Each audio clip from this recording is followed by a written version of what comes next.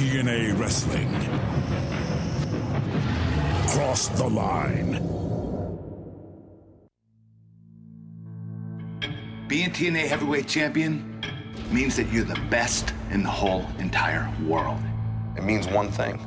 It means excellence. It means you're the best in the world. Being the heavyweight champion means you're the best that there is, and you're on top of your game.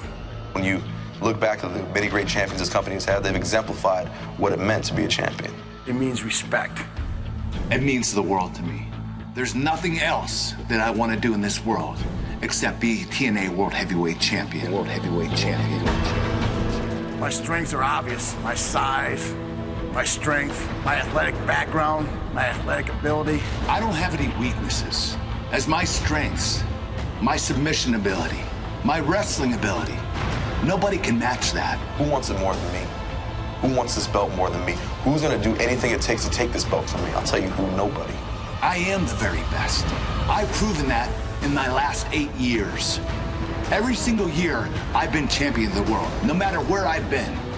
And I'll continue to be every single year that I wrestle. Nobody will do what it'll take to take this belt away from me.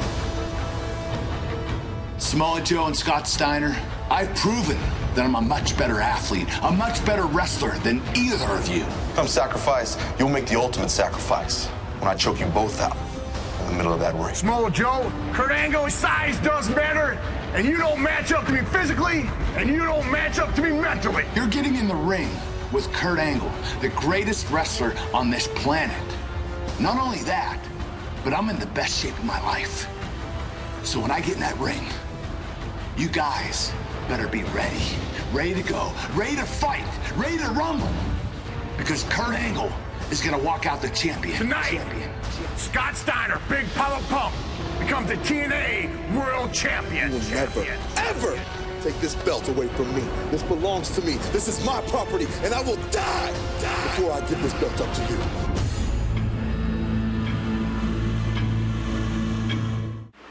We are expecting Kurt Angle here at the Impact Zone for Sacrifice tonight. Of course, Kurt Angle in the news earlier this week. Kurt, I was with you in South Korea. I saw the injury take place in the ring this last week. What did the doctor say? My doctor, Dr. Joe, does not want me to wrestle. And he made it clear to me that I can't wrestle tonight. As much as I want to go out there at Sacrifice and win the TNA World Heavyweight Championship, which means everything to me, I have to listen to my doctor this time. I'm not 25 years old anymore, and I have the peak of my career in front of me.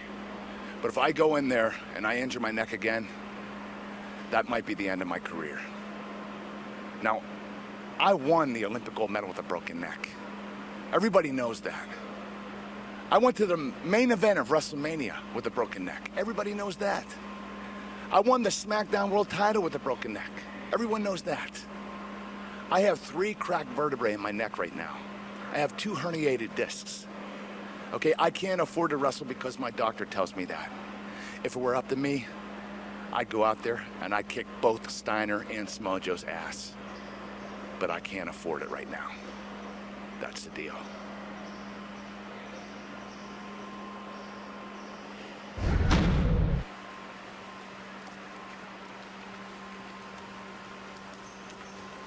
Hey, Scott, a few moments ago, Kurt Angle stated that he would not be able to participate in the 3-way title match tonight due to a severe neck injury he suffered while in Korea.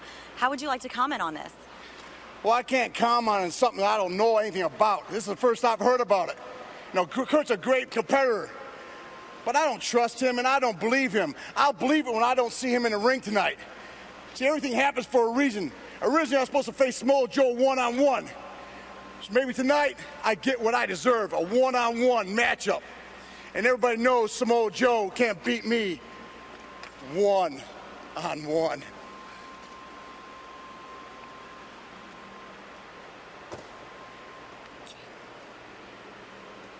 Kevin Nash? Oh my God, Kevin Nash? We are expecting Samoa Joe, the TNA World Heavyweight Champion at this time, arriving at the Impact Zone tonight for the Sacrifice pay-per-view. Defending the World Heavyweight title tonight. Unfortunately, Kurt Angle, due to doctor's orders, will not be able to compete. Your thoughts? You know, I heard the rumors yesterday. You're telling me Kurt's not going to wrestle tonight? It's official. Well, Kurt, for all your personal shortcomings, you know, it's always a shame to see a great competitor like you go down, especially when I didn't put you there. That's beside the point. Tonight, I don't care who they put in that ring, JB. I'm still walking out the champion. Yeah. What do you think about Scott Steiner and Kevin Nash arriving to the building tonight? Did that catch you off guard? Did you know about that? You weren't in on this?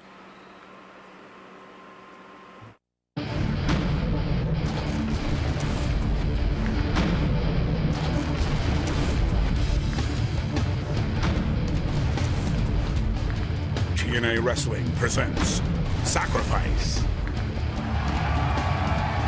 Tonight at Sacrifice, new World Tag Team Champions crowned in the Deuces Wild tournament. Plus, get ready for the debut of the dangerous TerrorDome. And which TNA knockout gets her head shaved in the Makeover Battle Royal and Ladder Match.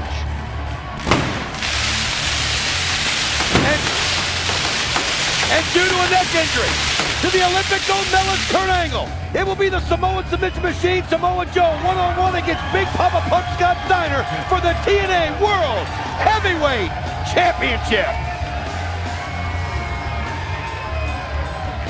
And ladies and gentlemen, tonight, live from Orlando, Florida, it is time for the first quarterfinal. It's the opening match in the Deuces Wild Tag Team Tournament.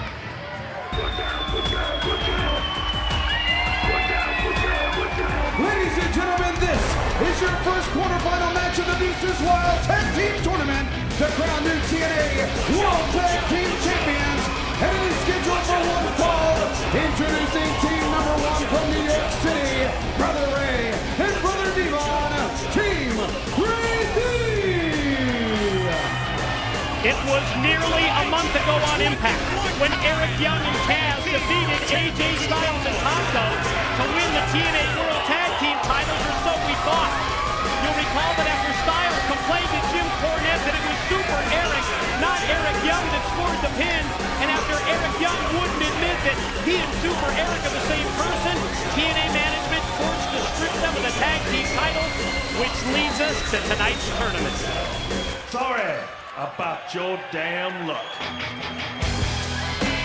And their opponents first, accompanied by Jacqueline from Leapersburg, Tennessee, the Tennessee Cowboy, James Storm. Well, we now know who the first opponents of Team 3D are going to be.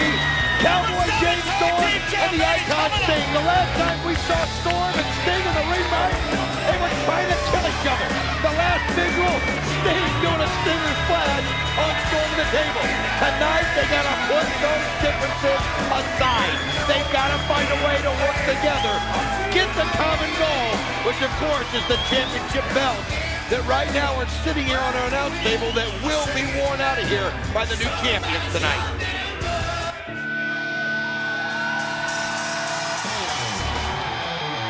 And his tag team partner from Venice Beach, California, ladies and gentlemen, this is Sting!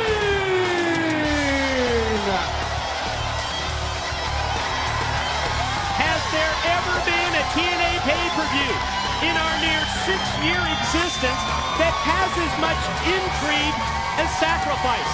Everything from the first ever TerrorDome match to that knockout Makeover Battle Royal where one of the TNA knockouts will get her head shaved, to the situation involving Kurt Angle and his neck injury, and Angle not being able to compete tonight in the TNA World Heavyweight Championship matchup, to the Deuces Wild Tag Team Tournament, where we are really even unsure of many of the matches and many of the pairings, even though we're already into the Sacrifice pay-per-view. Well, Mike, you and I won't even know some of the pairings, well, actually the 4 remaining, until they're announced. So that's all going to happen later on tonight, but you mentioned it. We saw it earlier when we were here today, the TerrorDome structure. It is the most impressive, scariest thing that you've ever seen. That's later on.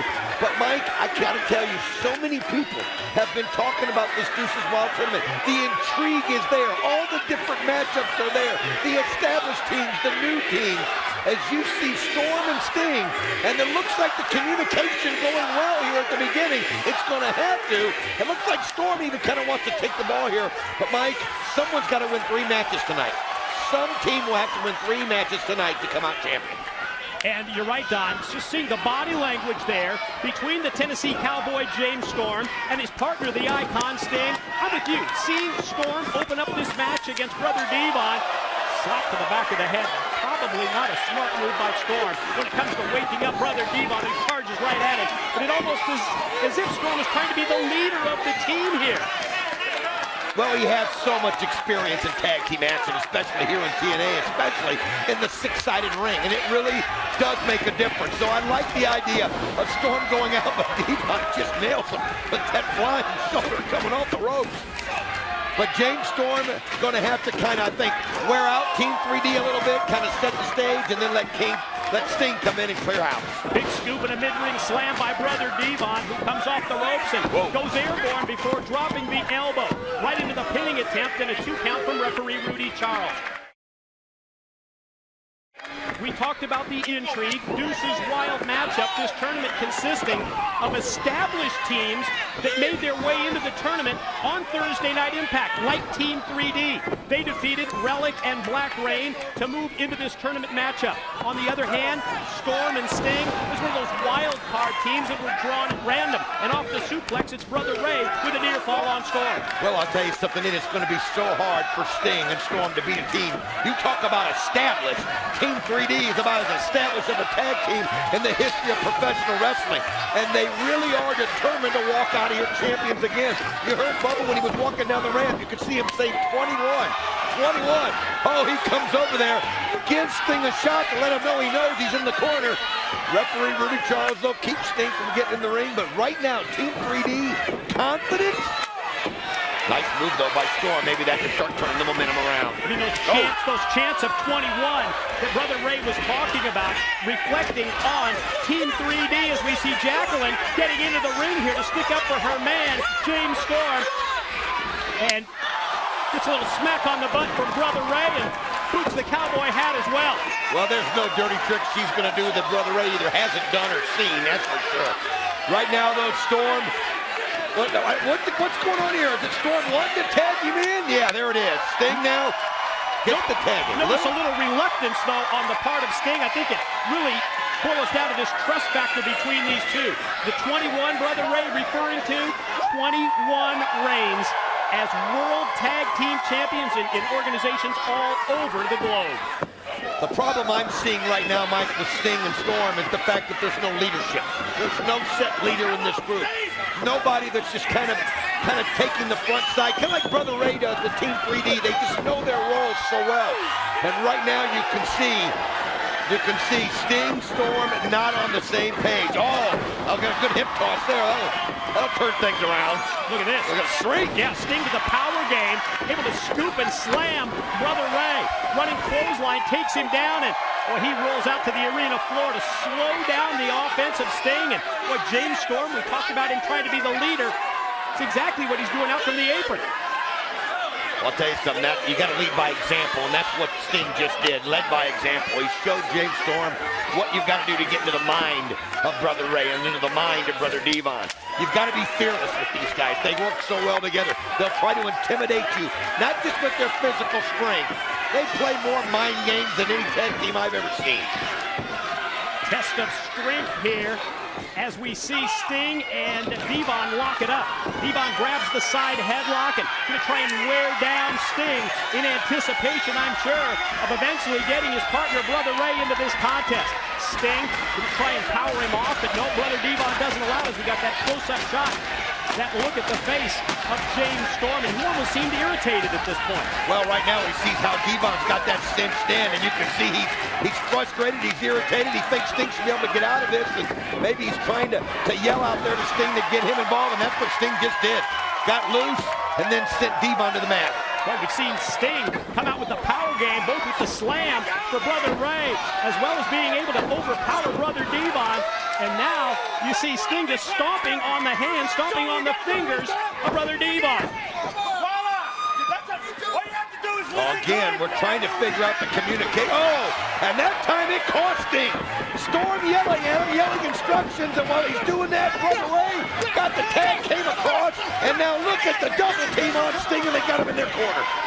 And now you see that blatant choke while Devon goes for the cover, but he had the referee blocked. He had his body positioned in a way where Rudy Charles was looking at the shoulders but didn't see the chokehold. Sting able to power out before 3, but Devon right back to the offense. Series of elbow drops planted right across the chest. Wow, Brother Devon right now, Brother Ray.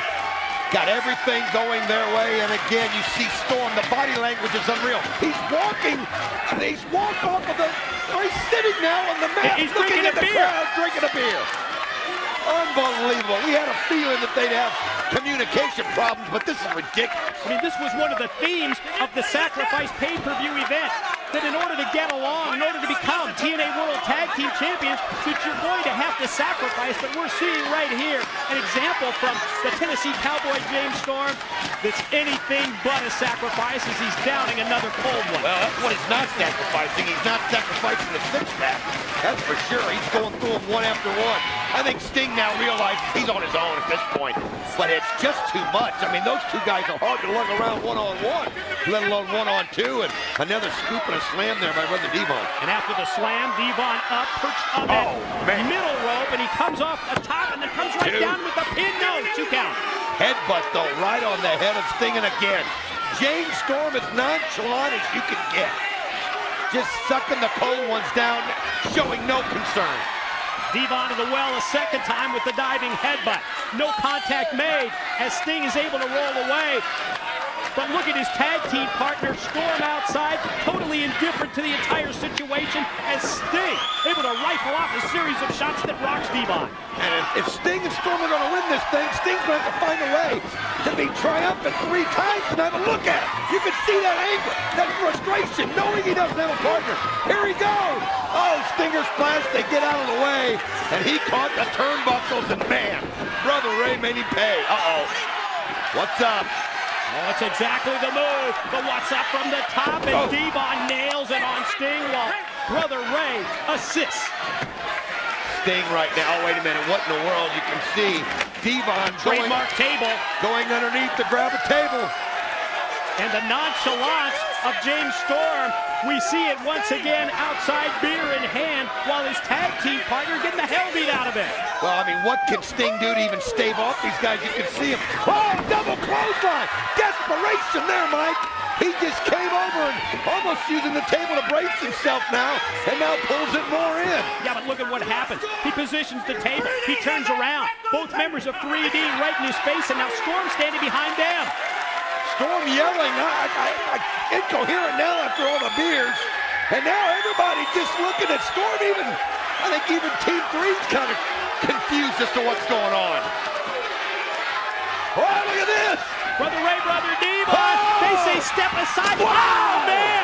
And Sting just took him, tossed him across the ring and right through the table. I'll tell you, he couldn't take it anymore.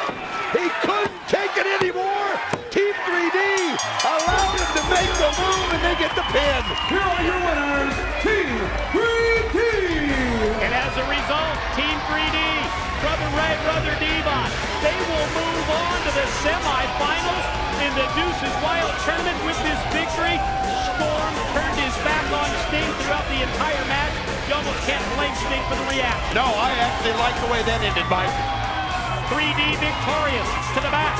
Lauren with MMA fighter and TNA analyst Frank Trigg. Take it.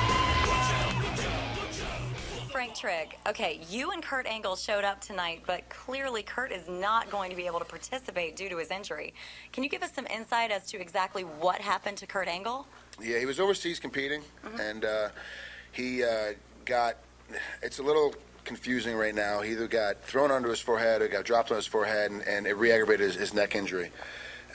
It's not, remember, this isn't the first time he's hurt his neck, so this is a reoccurring injury that, man, I'm a little worried because he's not a guy that pulls out. I mean, he's wrestled with broken necks. You know, he's gone out there and been, you know, competing with a broken foot, a broken hand, not had a problem. He's never pulled out. And then for him to show up, actually, and go, yeah, you know, let's try it out. And he worked out a couple days ago. It just wasn't feeling right. Took a couple days rest. We tried some drills today. It just isn't what it is. And he doesn't want to go out there and take the risk, especially against a guy, you know, like Steiner, or against a guy like Samoa Joe, just lost the title to. He doesn't want to take the risk and not give the fans everything that they're worth seeing. then be hurt for months as opposed to just being hurt for weeks. So I want to say but ultimately it came down to him. He said, I made a decision. I'm not going to try tonight. I just got to pull out, and I feel bad, but he just can't do it. His neck is just too bad. Okay. So with that being said, now it's down to Samoa Joe and Scott Steiner. What is your take on this match? I picked against Samoa Joe when he fought Kurt, because Kurt had beat him so many times before. It's not going to be that difficult to pick against him, again. He looks so good in that match, though. I mean, he looks so quick, and for his body size and his body shape, you would kind of think that, he's just not going to move as quick as he does. He's so explosive. It's really amazing. But then Scotty Steiner, an All-American from Michigan U, is an amateur wrestler. He's a great pro wrestler. He's twice as explosive. But I got to give it to, to Samoa Joe. I just have to, because he's carrying the belt when he walks in the ring. His cardio tends to be a little bit better than Steiner's, and he's carrying a little bit extra weight. So if that comes to a fruition of guys leaning on each other and taking that pounding, it's gonna be tough for Scotty to keep up with him. But it's going to be a real good match either way it goes. And, I'm sorry, I'm a little off right now because I'm more concerned with Kurt's neck than I am really with the match beforehand. With Kurt helping me get through my shoulder injuries, my back injuries. I mean, this is a guy that helped me get healed up for my fights, and all of a sudden now he's a guy that can't compete tonight. So I'm a little more worried with him than I am actually with the Steiner, Samoa Joe match. But I really do think that Samoa Joe is going to pull us off again, just because he's a title holder. And he really is a little bit more explosive than Steiner, and he seems to have a little bit more technique today than I would like to give him credit for. Okay, cool. Well, we're all curious to see what happens. Let's take it back to the ring. And we open with Team 3D's victory. Now it is time for our second quarterfinal in the Deuces Wild Tag Team Tournament. New tag team champions crowned tonight.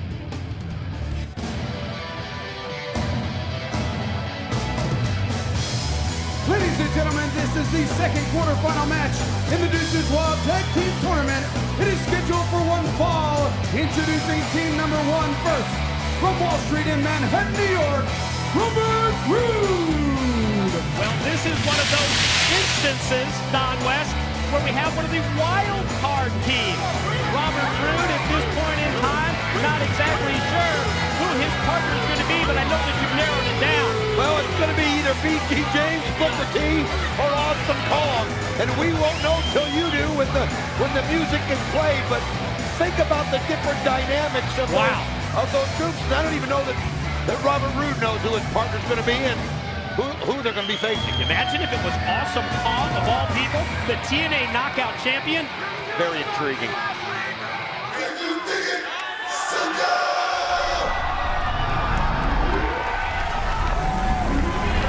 And his tag team partner from Houston, Texas, Booker T.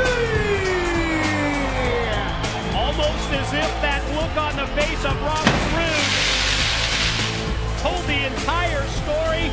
Robert Roode finds out at the same time that all of us do that, yes, his tag team partner is, of all people, his hated rival for months and months here in TNA, Booker T. Yes, the man, if you'll recall, the man whose wife Charmel had her jaw shattered at the hands of Robert Roode. The body language that he is showing in that ring, and you thought James Storm and Sting couldn't get along. I mean, this to me seems like an impossibility. And the sad part is, think if these two people could figure out a way to work together, how deadly they can be. But look at it, it's already started.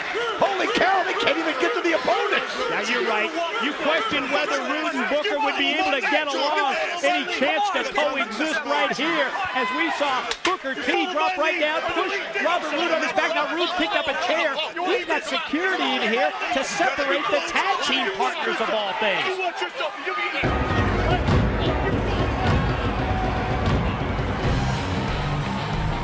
And their opponents first from Detroit, Michigan, the War Machine, Roode. While the wild card team of Robert Roode and Booker T continue their differences right in front of the broadcast position, the War Machine is ready, and here comes his partner.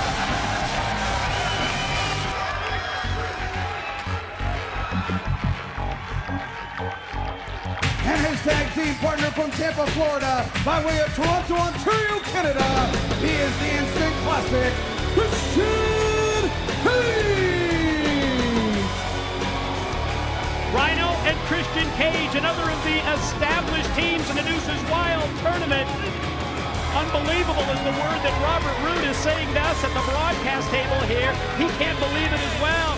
You'll recall that on Impact, Rhino, Christian make their way here to Sacrifice after they gained a victory over the Motor City Machine Guns. That was quite a match. The difference in this match right here, even more so than the first match, I really believe, is the word focus.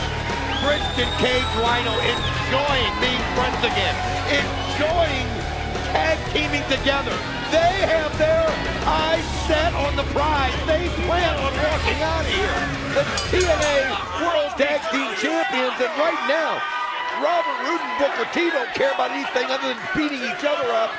Man, are they going to have to reach down. It's going to have to be one of those things where a light bulb goes on in the middle of this match, Mike, and Booker T and Robert Roode figure out the only way is to work together. No question. Opposite ends of the spectrum when it comes to being able to get along, being able to coexist, as we see still the differences between Roode and Booker, even to the point that they were disagreeing over who's going to start this match. Finally, Robert Roode to kick things off in this Deuces Wild quarterfinal, second quarterfinal matchup here tonight against the War Machine. War Machine going right after the headlock.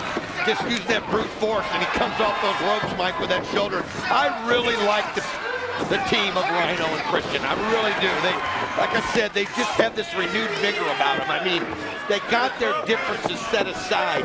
So many years of knowing each other, and it's almost like they're reborn again as friends. You know what I mean? Take into account both former TNA World Heavyweight Champions as well. Incredible resumes for both. Put them together here, and boy, they are definitely one of the favorites in my mind here in the Deuces Wild tournament tonight. Double team move on Roode. Both kick him over with the hip toss, plant him.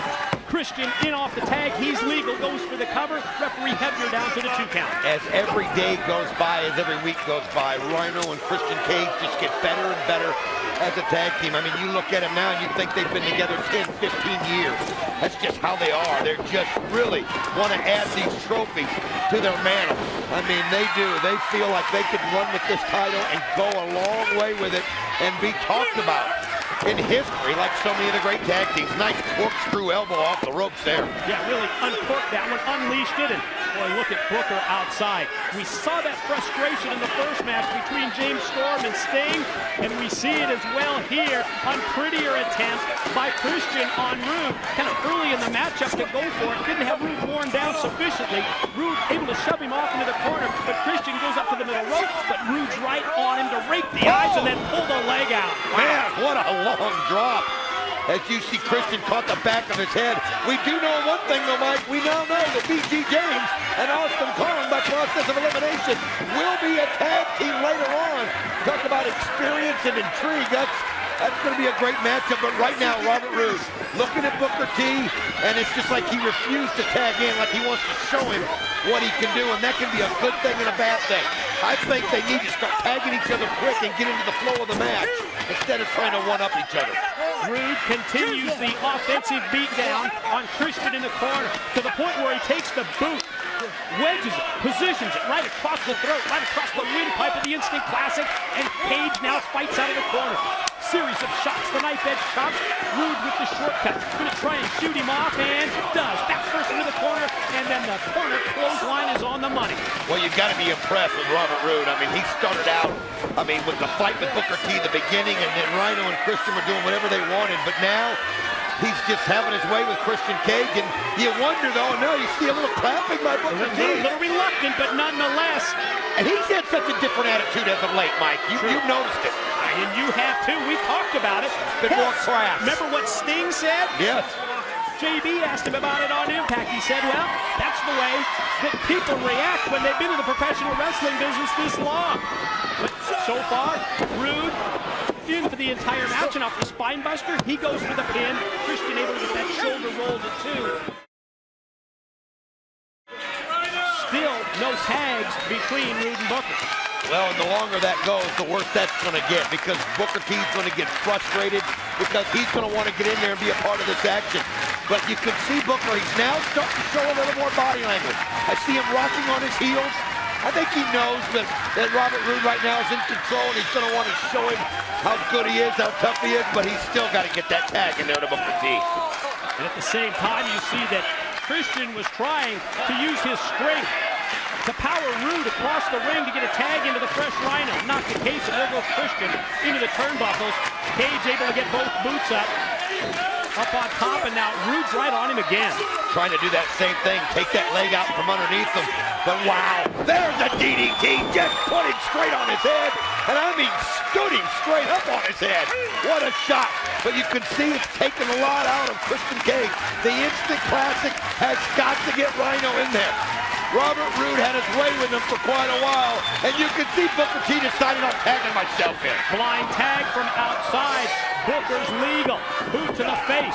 Short arm clothesline drops Cage. Yeah, they've got the fresh guy in here, and all of a sudden now, well, you've got to take this team seriously, Booker and Roode. Well, they've got Christian Cage in such a situation where Booker T could finish him right here, and he's relentless. One shot after another. I mean, he just has a little extra razor-sharp edge to him, it seems. You could see Christian, though, trying to do anything to fight him off, but man, Booker T on fire. What a back body drop that was. First the float over, and then you're right. Up into the lights goes Christian. Man, did he elevate him high that time. Christian tries to fight back now to come back. Cut off immediately by Booker on his way for an axe kick that missed. But you can see Christian Cage still a little slow, but wait a minute. That's how you do it. Grab him by the hair and then kind of slam him on the back of his head with a little inverted DDT right there. Exactly. Power him straight down, and now get the tag into the War Machine, who is locked and loaded. He's ready on the apron. He's ready for battle in this quarterfinal matchup in the Deuces Wild tournament. Christian Cage is just everything he's got to get Rhino in, and I'm telling you, man, he's just like a freight train, especially when he's rested up like he is, and just taking the air out of Booker T with that shoulder block. Shoulder block in the corner. Going to take Booker now, who puts on the brakes and instead uses a leg lariat to drop the War Machine. Measures Rhino, doubles him over with the boot, series of kicks. Man, Booker fired up from outside. You see what happens? Well, Booker earlier with the blind tag, and now Roode with the blind tag, and there goes Booker, courtesy of the Rhino clothesline out to the floor. And that was just that communication breakdown that they had, and Rhino took advantage of it. He knew it would be, but nice knee by Robert Roode to stop the train, and look at him here. Gonna go for the payoff, suplex attempt, his finishing move, but it's countered, and nice move right there, able to spear him down. One, two, got it. Ladies and gentlemen, here are your winners, the War Machine Rhino and Christian Cage. Powerful move right there as we saw Rhino explode and get the pin and get the win, and yes, they have done it. War Machine Instant Classic moving on. Great advancement for these guys, because let me tell you, Christian Cage was in big trouble in that matchup, but that's one of those where Rhino able to hit it just right in the solar plexus. You know, he didn't have the full running gore, but he was able to get just enough of Robert Roode to get the pin, and now look at him as they're calling Booker T in the middle, and I think this is a show of solidarity, and look at the handshake. You gotta like this. Exactly. This situation where, yes, because of the tournament drawing, because of the way that the pairings went, they had to face each other, but you see everybody here on the same page. Booker raising the hands of Rhino and Christian Cage in that mutual respect that you talked about. Well, I think it's his way of saying, look, he knows that him and Robert Roode couldn't advance. They would never be able to work together with the past that they've had with Sharmell, and I think that was him kind of endorsing Rhino and Christian Cage there and letting him know that, hey, he's in their corner. He's rooting for him from here on out. Two of our four quarterfinal matchups have seen Team 3D as well.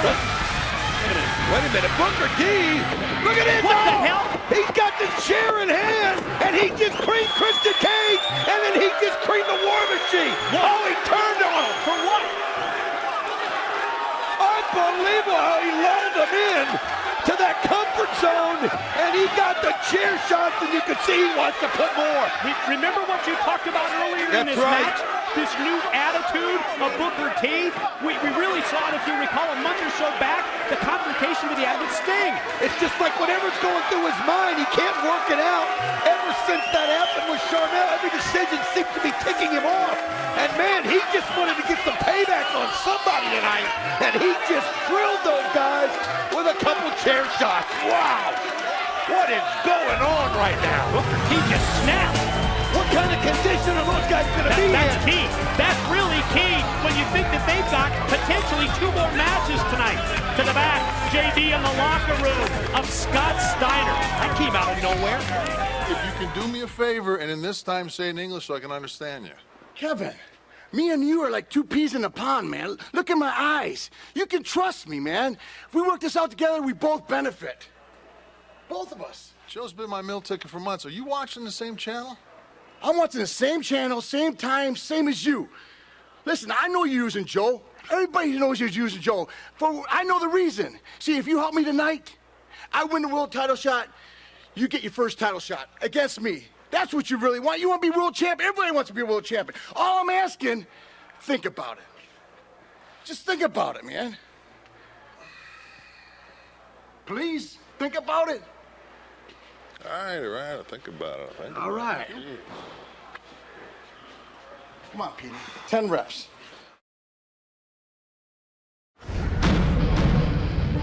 Boy, interesting dynamic there between Kevin Nash and Big Papa Pump Scott Steiner. We're ready for the 3rd of our 4 opening round quarterfinal matchups in the Deuces Wild Tag Team Tournament. Already 3D, Christian and Rhino have advanced.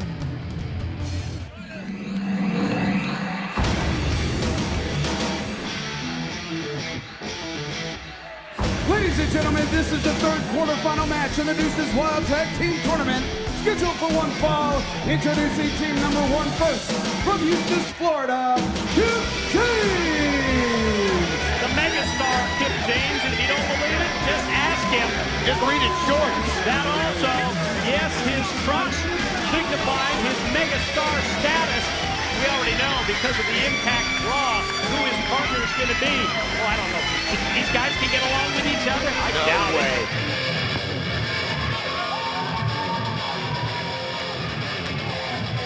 And his tag team partner from Fairfield, Connecticut, Matt Morgan. As we see Matt Morgan coming down, I want to go back to the Kevin Nash situation that you brought up. I was kind of taking it with a grain of salt when he got out of the limo. But then hearing Scott Steiner propose that situation to him to give him a hand, you know, it makes you wonder if the body language of Kevin Nash as of late, what's really going on right there, and Joe does not need that distraction later on, Mike, with the heavyweight title in play.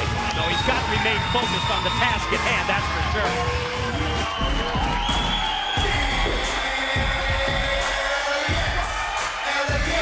And their opponents, accompanied to the ring by Hector Guerrero, Homicide, and Hernandez, the Latin American Exchange. I think you have seen it as well as I have, as well as those of you who watch Thursday Night Impact on Spike TV. This renewed vigor when it comes to the Latin American Exchange. Homicide, Hernandez, and the fact that they went and made a deal with the legendary Hector Guerrero. Out of that incredible Guerrero wrestling family, they talked about how much they respected his brother Eddie through the years. Watch the videotape. Want to be just like him? Now they've got that kind of experience, that kind of knowledge, that kind of backing that they have. They've really gone back to their roots, the Latin American Exchange. And by doing that, they didn't just send a message to the other tag teams. They sent a message to the world how serious they are about winning those championships that they haven't held in a long, long time. But I got to talk about something else. For the first time, the chemistry between these wild card pairings has been good. Matt Morgan, Kip James, literally were talking to each other before the match, nodding heads and smacking each other on the shoulder and back. I think they are going to actually try to work together here, Mike. Well, they'll need to here against the Latin American Exchange. Kip James making fun of Homicide in terms of the height advantage that he has over him. Homicide poke him in the eye, but then Kip just sets him up, positions him up on that top turnbuckle. And then Homicide explodes with a drop kick. Well, that's one thing you don't want to do is pick off Homicide. This guy, forget about his size. He's got just a heart that you can't even imagine. And wow, look at Hernandez. Just brings that shoulder right over the top of the ropes. Now, you talk about strength. You look at Kip James and Big Matt Morgan, and it's, wow! Tope con hilo! Where'd he come from? Unbelievable! Yeah! Where did he come from? That's what I'm talking about with Homicide. It comes out of nowhere. Just through the ropes right on Kip James. That sends a message. Here, we got to see that again if it's possible. Gonna try and get a replay. Look at that move. Surprise the hell out of us. Homicide coming right down. And wait a minute, we're going to get back live here. Right in front of the table. Look out. Matt Morgan. He's got Homicide up on his shoulder. Is he going to plant him or is he going to put him? Homicide just went to the well, and he just sends him right through the ropes onto the canvas and sets him up. I was going to talk about that strength on strength of James and Morgan, and they are working together. But how about the strength of Supermax? Hernandez is just a freak of nature. He can do everything, and you've got to keep your eye on him. But unbelievable here. It was all Homicide, and then that strength of Matt Morgan has turned it around. Oh, look at this show of agility. Wow, incredible. Walking the top rope. Matt Morgan, the big 7-footer, drops off. Big shot to the top of the head, right on the pin, and a 2 count on Homicide. Well, it's interesting to see how, I mean, you mentioned it right off the top. You watched them down closer than I did during the entrances, but what we're seeing here was Matt Morgan essentially setting the table for Kip James. Well, I think they probably watched the first 2 matches and they're thinking, okay, if we have our egos in place like these guys, then we're not going to stand a chance. There's no way we're going to make it through 3 matches. I think they just went and looked at each other and said, okay, we really don't have a history of problems other than the last few weeks. Let's drop that. Let's work together. Kip's experience, the agility and the strength of Matt Morgan, they could be a pretty good team, Mike. Kip James hit that top post as he came flying at Homicide. Power man, Big Hernandez, super mix in. Gonna shoot him across and does, and then follows up, just sandwiched him right in the corner. Oh, now you know what he likes to do. He takes that T-shirt and gets it wrapped around the neck. Here's a display of strength. Holy cow, he just sent Kip James flying into the turnbuckle, and then he's got a shot for Matt Morgan. But one thing about it, didn't knock Matt to the floor. It just got him mad. Look at this. Here's these 2 big men squaring off. Matt Morgan, Big Hernandez, and Morgan momentarily gets the better of it. Hernandez shot off, mid-ring collision, and nobody just moves at all. It's just 2 displays of strength meeting in the middle, but he got just enough momentum that time, and Hernandez sends a message, but he forgets about Kip James, who hits him right from behind. Can't turn your back on Kip James. That's proven right there. And now he catches him with the boot, going to go charging off, and uh-oh. Problems there between Matt Morgan and Kip James, and Hernandez with a drop kick. Well, he took advantage, and he's got the pin. Here are your winners, the Latin American Exchange. LAX under the guidance of Hector Guerrero. They move on in this 3rd of 4 quarterfinal matches in the Deuces Wild tournament. Yes, LAX 3D, Christian and Rhino, not sure what condition they're in, but they have all advanced to this point, and we see Matt Morgan having his problems with his partner, Kip James. Let's send it to the back. It's JB standing by with the phenomenal AJ Styles. I'm here with the phenomenal and AJ Styles, set to do battle tonight in one of the most peculiar matchups of your entire career, as you will team with Super Eric to take on the team of BG James and the TNA Knockouts champion, Awesome Kong. Do you have a strategy prepared?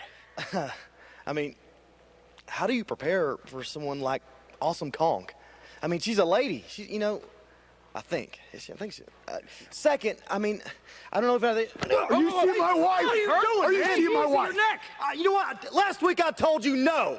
You're a liar, AJ. What are you trying to hide? What are you talking about? I don't even know what you're talking about. I'll tell you what I'm talking about. I'm still your boss, and you didn't have the courtesy to check on me when I injured my neck. That's what I'm talking about.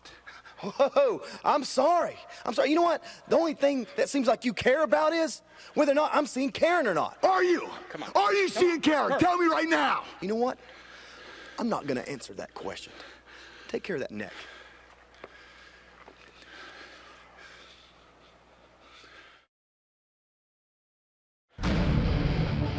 Problems between AJ Styles and Kurt Angle. We have already witnessed 3D, LAX, Christian and Rhino advance. Now it is time for the fourth and the final quarterfinal matchup in the Deuces Wild tournament.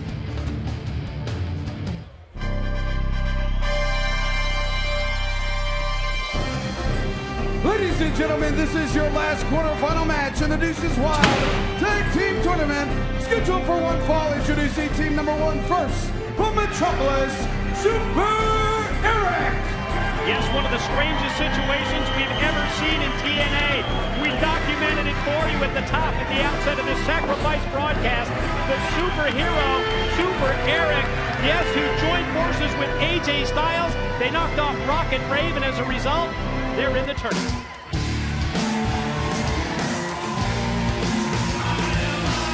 And his tag team partner from Gainesville, Georgia, he is the Prince of Phenomenal, AJ Styles! Well, I'll tell you, AJ Styles there is going to have to focus on what he needs to do. Kurt Angle, they're blindsiding him, accusing him of seeing his wife Karen. Of course, AJ tried to lay it to rest and told him no.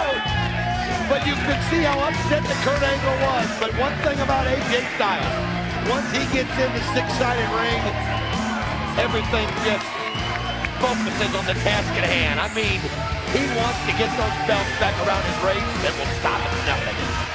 You are my sunshine, my only sunshine. This mother is a bad jam.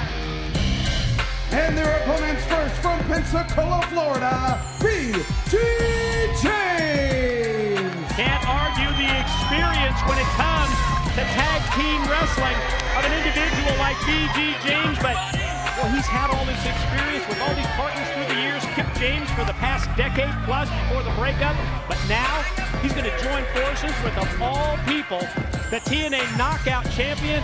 Obviously, first time they've ever teamed.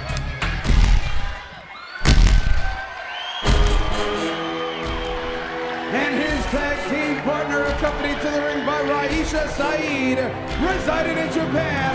She stands 6 feet 1 inches tall, weighs 272 3/8 pounds, and is the TNA Women's Knockout Champion, Awesome Kong!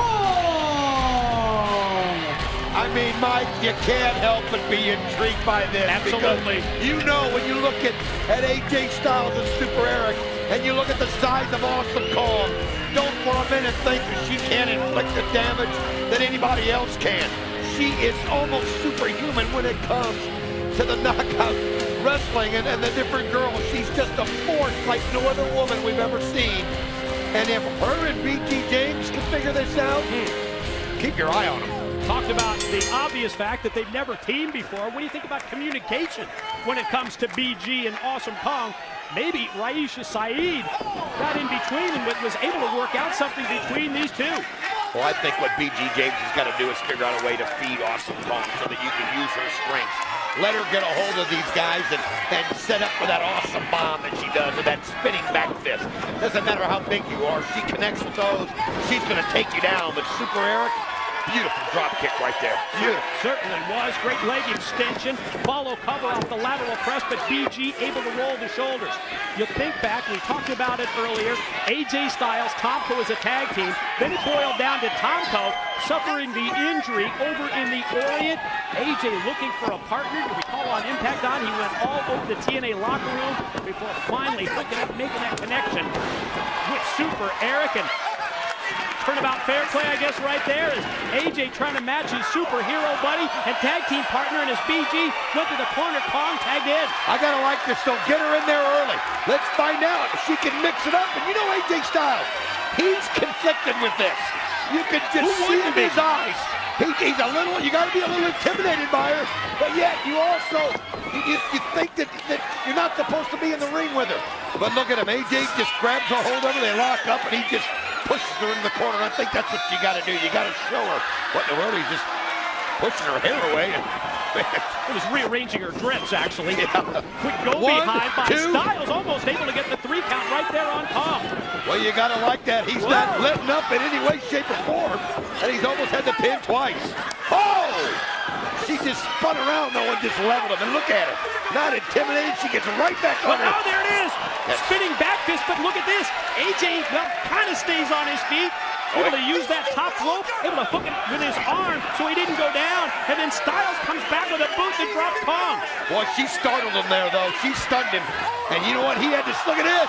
She's reached out and got a handful. And AJ Styles is just got to be screaming in pain. Holy cow, if he can make any noise. Kong with the crotch claw on Styles, and then, appropriately enough, the inverted atomic drop by BG. Well, you got to go after the injured body part, and that's what BG James was doing right there. Making sure that when there was any feeling left, he was going to take it out. Nice shot there by BG James, and you know what? That's all it takes in a match like this is just one good break. We've already seen it happen, and you get the pin and you advance. It's survival at this point.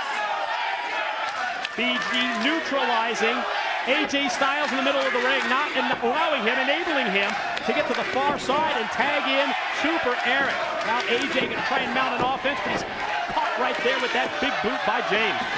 Well, he just doesn't have his bearings, and real close to a pin there by BG. And look at this. BG grabs AJ, pulls him into the corner, and brings Kong in, and that keeps AJ from using that speed to get away. And look at her. She's going to take him up. Oh, but AJ Styles so agile. Oh, she just sat right on top. Two. Almost got the pin. She was going to go for that awesome bomb, no question, instead. Off the sit-down splash, quick tag in. BG for the cover. No, two only. AJ powers out.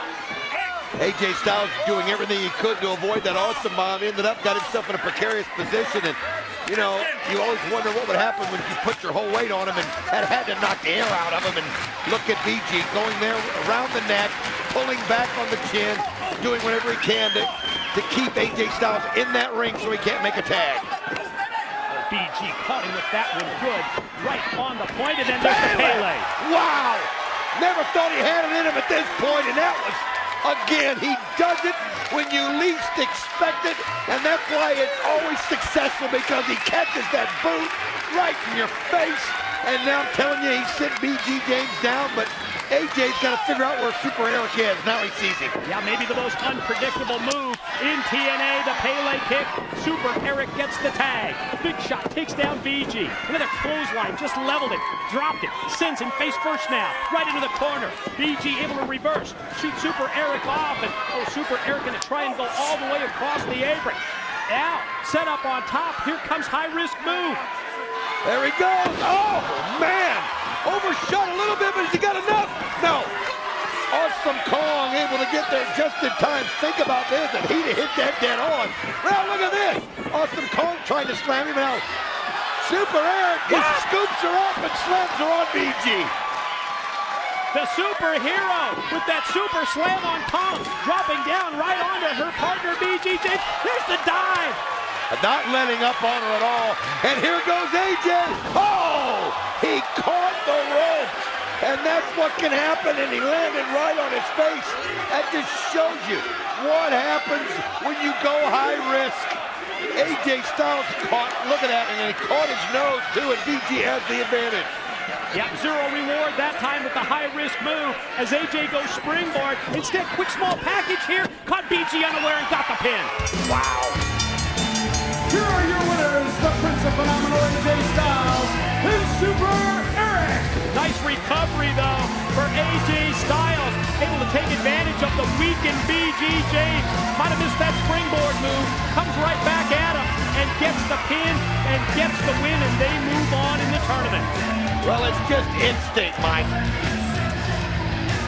Big win. Awesome Kong BG defeated. And we are going to take a look at the Deuces Wild bracket at this point. As you can see, looking at the bracket, we have 4 teams that have advanced to the semifinals of this tournament. 3D, Rhino and Christian Cage. LAX to take on, yes, AJ Styles and Super Eric. Because, ladies and gentlemen, later tonight we will have new TNA World Tag Team Champions crowned at our Sacrifice pay-per-view event. It's Mike Tenay, Don West back at ringside, and DW Sacrifice really shaping up to be an incredible event. Already got that first round of that Deuces Wild tournament out of the way. Want to remind you what's still to come here tonight at our Sacrifice pay-per-view. First time ever, it's going to be the knockouts in action in that Makeover Battle Royal / ladder match. Yes, somebody's getting a title shot at Awesome Kong. At the same time, the loser will end up having her head shaved. But Mike, as they're setting it up right here in front of us, it is the debut of the TerrorDome. The X Division will be inside what people have called 6 Sides of Steel meets Elevation X. It is the most unbelievable structure that you've seen, and the one who can get himself out of it, Mike, will become the #1 contender. Of course, in addition to that, it will be Samoa Joe, Big Papa Pump, the genetic freak Scott Steiner for the TNA World Heavyweight title. And Don, I have just been handed a note here. I'm told that Jim Cornette, representing TNA management, he's going to make an announcement later tonight concerning that main event matchup, that TNA title bout with Samoa Joe and Scott Steiner. We'll stay on top of that story. Now let's send it to the back. I understand that Lauren is positioned back there with Scott Steiner's brother, the dog-faced gremlin, Rick Steiner. Rick Steiner, I gotta say, you surprised us all tonight by showing up here with your brother Scott. Okay, my next question, why? Why? Well, this is probably one of the biggest nights in my brother's, TNA career, and he's here for the championship, and he asked me to show my support, and so I'm here to show my support for my brother. Okay, now, I gotta be honest. Every time you and your brother get together, you seem to stir up a little bit of trouble. Now, what is your definition of support? Trouble? I'm here. My brother called me. He wants me to support him in this wrestling match, and that's all. I mean, come down to Orlando, get some sun, and show my support for my brother. I mean, that's it. So, I mean, any more questions? No, I think I'm good. Well, there's one thing I have to say. Okay, let's take a closer look at the TerrorDome. TNA Wrestling has brought you the most innovative matches in professional wrestling today. From the Ultimate X, to the 6 Sides of Steel, to the Elevation X, TNA is ready to rock the 6-sided ring once again. The TerrorDome combines the cruel intentions of the cage and the athleticism of the Ultimate X to make it the most challenging match in TNA history.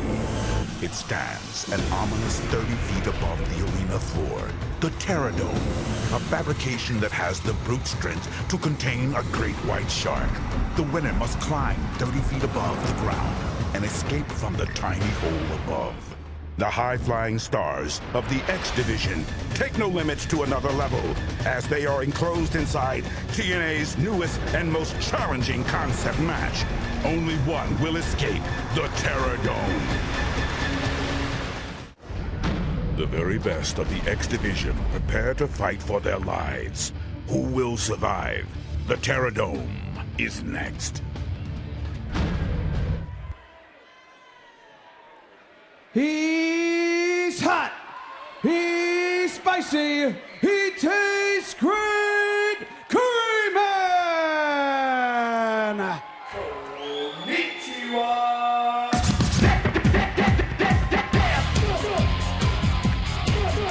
Stars of the X Division on display. You heard it in the video package. Certainly the most challenging matchup that we've ever had here in total non-stop action wrestling.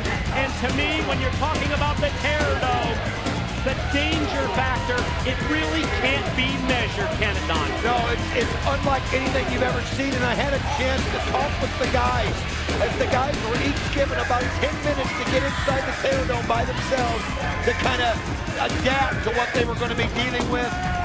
Mike, you cannot believe their thoughts coming out of this. Ladies and gentlemen, the second participant in this TerrorDome match, where the man who escapes the exit at the top of the dome is the winner and the #1 contender for the X Division Championship. He is from Bombay, India, the Guru, Sanjay Dutt. Yes, that is the object of TerrorDome. Try and fight off your opponents and somehow make your way to the top of the cage. The dome part will be lowered into position. And the winner of this matchup will go on to gain a shot at the X Division Championship.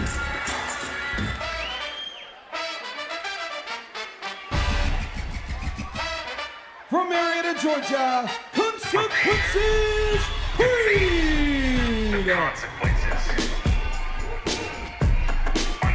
As we see the entrance of Consequences Creed, Don, I know that you want to talk a little bit more about these wrestlers who had the chance, the X Division stars, who can try and acclimate themselves to this TerrorDome earlier.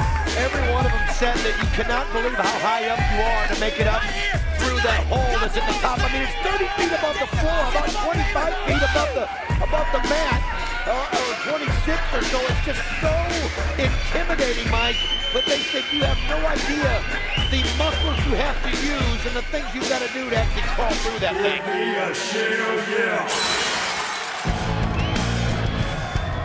The next participant from the deep blue sea, Shark Boy. We are about to see 10 X Division stars fight inside this TerrorDome, with the object being to climb your way to the top after you fight off your 9 opponents and escape through that hole in the top of the TerrorDome cage. To the victor goes a shot at the reigning X Division champ, Petey Williams.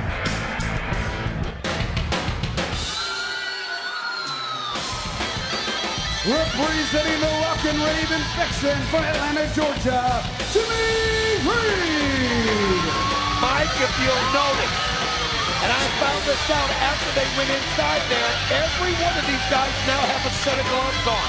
The steel is so sharp and it's so, squared that they have to have the gloves just to protect their hands.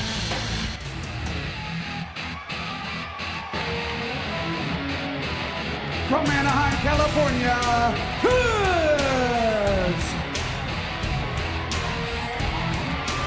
And you can see Kaz as well, wearing the gloves down. The word that I kept hearing them talk about, obviously the danger involved, but just how unforgiving, Don, that this TerrorDome cage really is. Boy, you talk about having to fight off not only 9 opponents, but also to have to fight this steel structure. It's incredible. Well, if you get to the top 2 and fall, it's a long way down. Ladies and gentlemen, the next participants from Detroit, Michigan, Chris Sabin and Alex Shelley, the Motor City Machine Guns. Talk about a huge edge, inherent advantage has to go to the guns. Alex Shelley on your left, Chris Sabin on your right.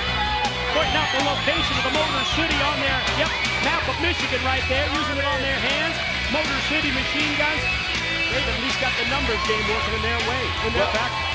If there's a way to work together, they're going to have to figure it out because, like you said, it can be a great advantage. If anything, just having a hand there for support.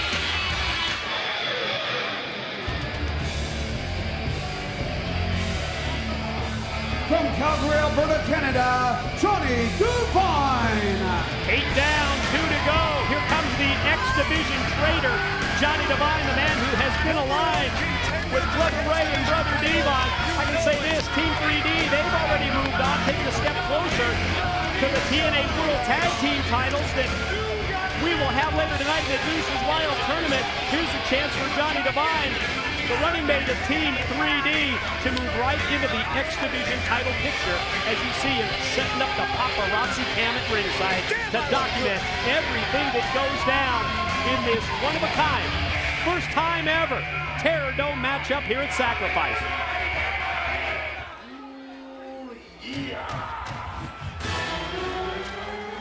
And the final participant from Elizabeth, New Jersey, Black Machismo, Jay Lethal. Boy, who wants another shot at the X Division Championship more than this man? Black Machismo, Jay Lethal, really almost dominant when you think about it in terms of holding the gold on for 2008. I got to tell you, folks, what you got to understand is once all 10 of these guys get inside, they're locked in. There's only one way you get out, and that's through the top. When you do that, of course, You're declared the #1 contender, and then they'll open it up and let the others out. But this isn't a situation where you can find a way of getting out of this thing. Gentlemen, gentlemen. Wait a minute. Jim Cornette. Gentlemen, if I could have your attention, please. I know this is going to be a great match. I'm anticipating it highly, but I want to sweeten the pot a little bit. You see, we got a spot open in tonight's main event because of the injury to Kurt Angle. So, in this match, not only does the winner get a shot at the X Division title, but the winner of this match will take Kurt Angle's place tonight for the World Heavyweight Championship. Wow, if that doesn't give you... I expect you to fight like a pack of wild dogs. Man, if that doesn't give you extra incentive, Mike, I don't know what does. Not just an X Division title shot, you can literally be the world champion tonight as we see the top being lowered. And I'm telling you, folks, look at this steel structure, Mike. I asked one of them to describe it to me. He said it's almost like a steel loony bin. That's what he feels like. I tell you, the stakes just got raised to a level that we never expected as the dome drops into position. You're right, it's almost like this is a steel asylum. I like that, a steel asylum. And there you hear it, the opening bell. You're a part of wrestling history. First ever TerrorDome match. Not only an X Division title shot, but also amazingly enough to take the spot, take the place of Kurt Angle tonight, as it will be a three-way match for the TNA World's title. Which one of these X Division competitors is going to advance to be in there with Scott Steiner and Samoa Joe? We're going to do our best to call this for you. You see Curryman walking up the back of Jimmy Ray, then the jawbreaker for Ray by Curryman. Well, actually, referee Rudy Charles is actually clipped up to the top of the cage. So in case there's two guys trying to get out at the same time, he can determine who that is and who the winner is. I don't know what your strategy is in a situation like this. Do you just try to wait it out and then find an opening and kind of quietly sneak up? Do you try to get higher than everybody else? I don't know.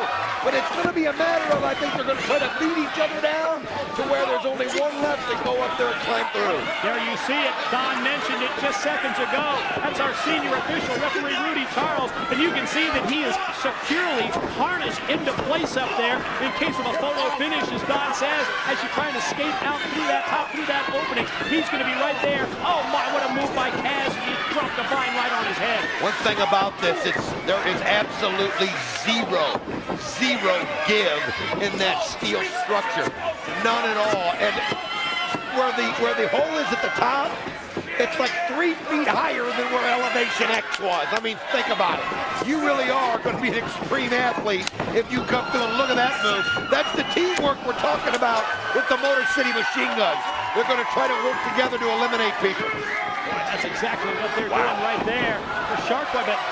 Oh, wow, man, the Guru Sanjay I got dizzy watching that many revolutions. Multiple revolutions over for Sabin. But now Sabin's partner in the gun, Shelley, went for a tombstone, but instead of pile driving him down, he face planted him, and now Black Machismo, well, he's going to go for that lethal combination, but he got cut off by Sabin. Wow, the guns working together so well, able to stop that lethal combination from happening. And now you can see how he sets him up. Oh, man, the double team move on Black Machismo, and now he's out. Boy, take a look at consequences. Creed just going to point that out to everybody. We see that Creed now hanging as Kaz tries to bring him down. Look out, this is where the danger factor just can't be measured. Look out, guys. Oh, no, this is way too high. Oh, he kind of used the leg drop. But now consequences, Creed realizes he didn't have a good grip, and he's trying to come down and get another big, wow! He decides to take Kaz out in one shot and then go back up. Kaz used Creed for an assist for that big move, but then Creed able to turn it around on Kaz. Big right hand. Oh, man, did Creed just take out Jimmy Ray, but then Curryman explodes out of nowhere with that clothesline. Here come the guns for the double team on Curryman. Well, I'll tell you something, the guys were saying that it takes such a strength to hold yourself up there. And then when you think about how you've got to crawl to the middle, it's It's not just getting up to the top. I mean, these guys can do that. It's once you get to the top, making your way to the center and realizing where gravity takes effect. And I mean, it really takes effect in this matchup. It's unbelievable. Escape this TerrorDome. Not only get an X Division title shot, but be a part of the three-way TNA World Heavyweight Championship matchup later tonight. Yes, it's now going to be the winner of this match taking on Scott Steiner. Yes, and Samoa Joe for the TNA gold. Well, you see Cav's got himself up there, but now everybody's climbing. I see Jimmy Rave. I see Johnny Divide. Oh, wait a minute. Look at this. Johnny Divide using it. You're kidding me. Oh, no. You gotta be kidding me. Holy cow. Tower of Doom move in the corner that was punctuated by Johnny Divine with an incredible Hurricane Rana. Guys in the truck, please. I tell you what, if there's any way that you can keep that replay, please do so. I understand that we're not going to be able to get cut away from this live action. I don't want to miss anything. I want to see that one again. Unreal, but boy, that got the crowd realizing the danger involved in that high. Wow, Curry Man thought he was going to put him on his face, but Sanjay Dutt showing that speed, that athletic ability that he's known for. Now Black Machismo sees an opportunity, and that's what you got to do. You got to commit yourself, though. Once you go up there, you've got to commit yourself. Jimmy Rave realizes it and doesn't want to let him get an advantage and just put his head right into that steel asylum. Boy, you're right. This matchup, Don, it's about survival. He just rocked the world right there. Unbelievable. Just rocked the world right on Black Machismo, and now you can see the Guru. It's got him an advantage, and I think he would have a great advantage in a match like this. He's just so quick. But they're so unsure of themselves, they got to make sure they got a grip with their hands, and they got to make sure they take the right step, and there Curry Man goes in and grabs the leg. Not like there's a track record. A match that you've seen before where you can watch this escape aspect and formulate some kind of a game plan or strategy. I think you've got to obviously survive the best you can, but you always have to be watching the top of that cage in an effort to maybe cut somebody off, to limit them from climbing up and gaining that distance on the other competitors here, because that's really what's going to separate the winner. Getting the distance and then climbing up and escaping through that opening in the top of the cage. And once you get up there, you got to hold on for dear life, because if you fall, you're going to risk serious injury from that height.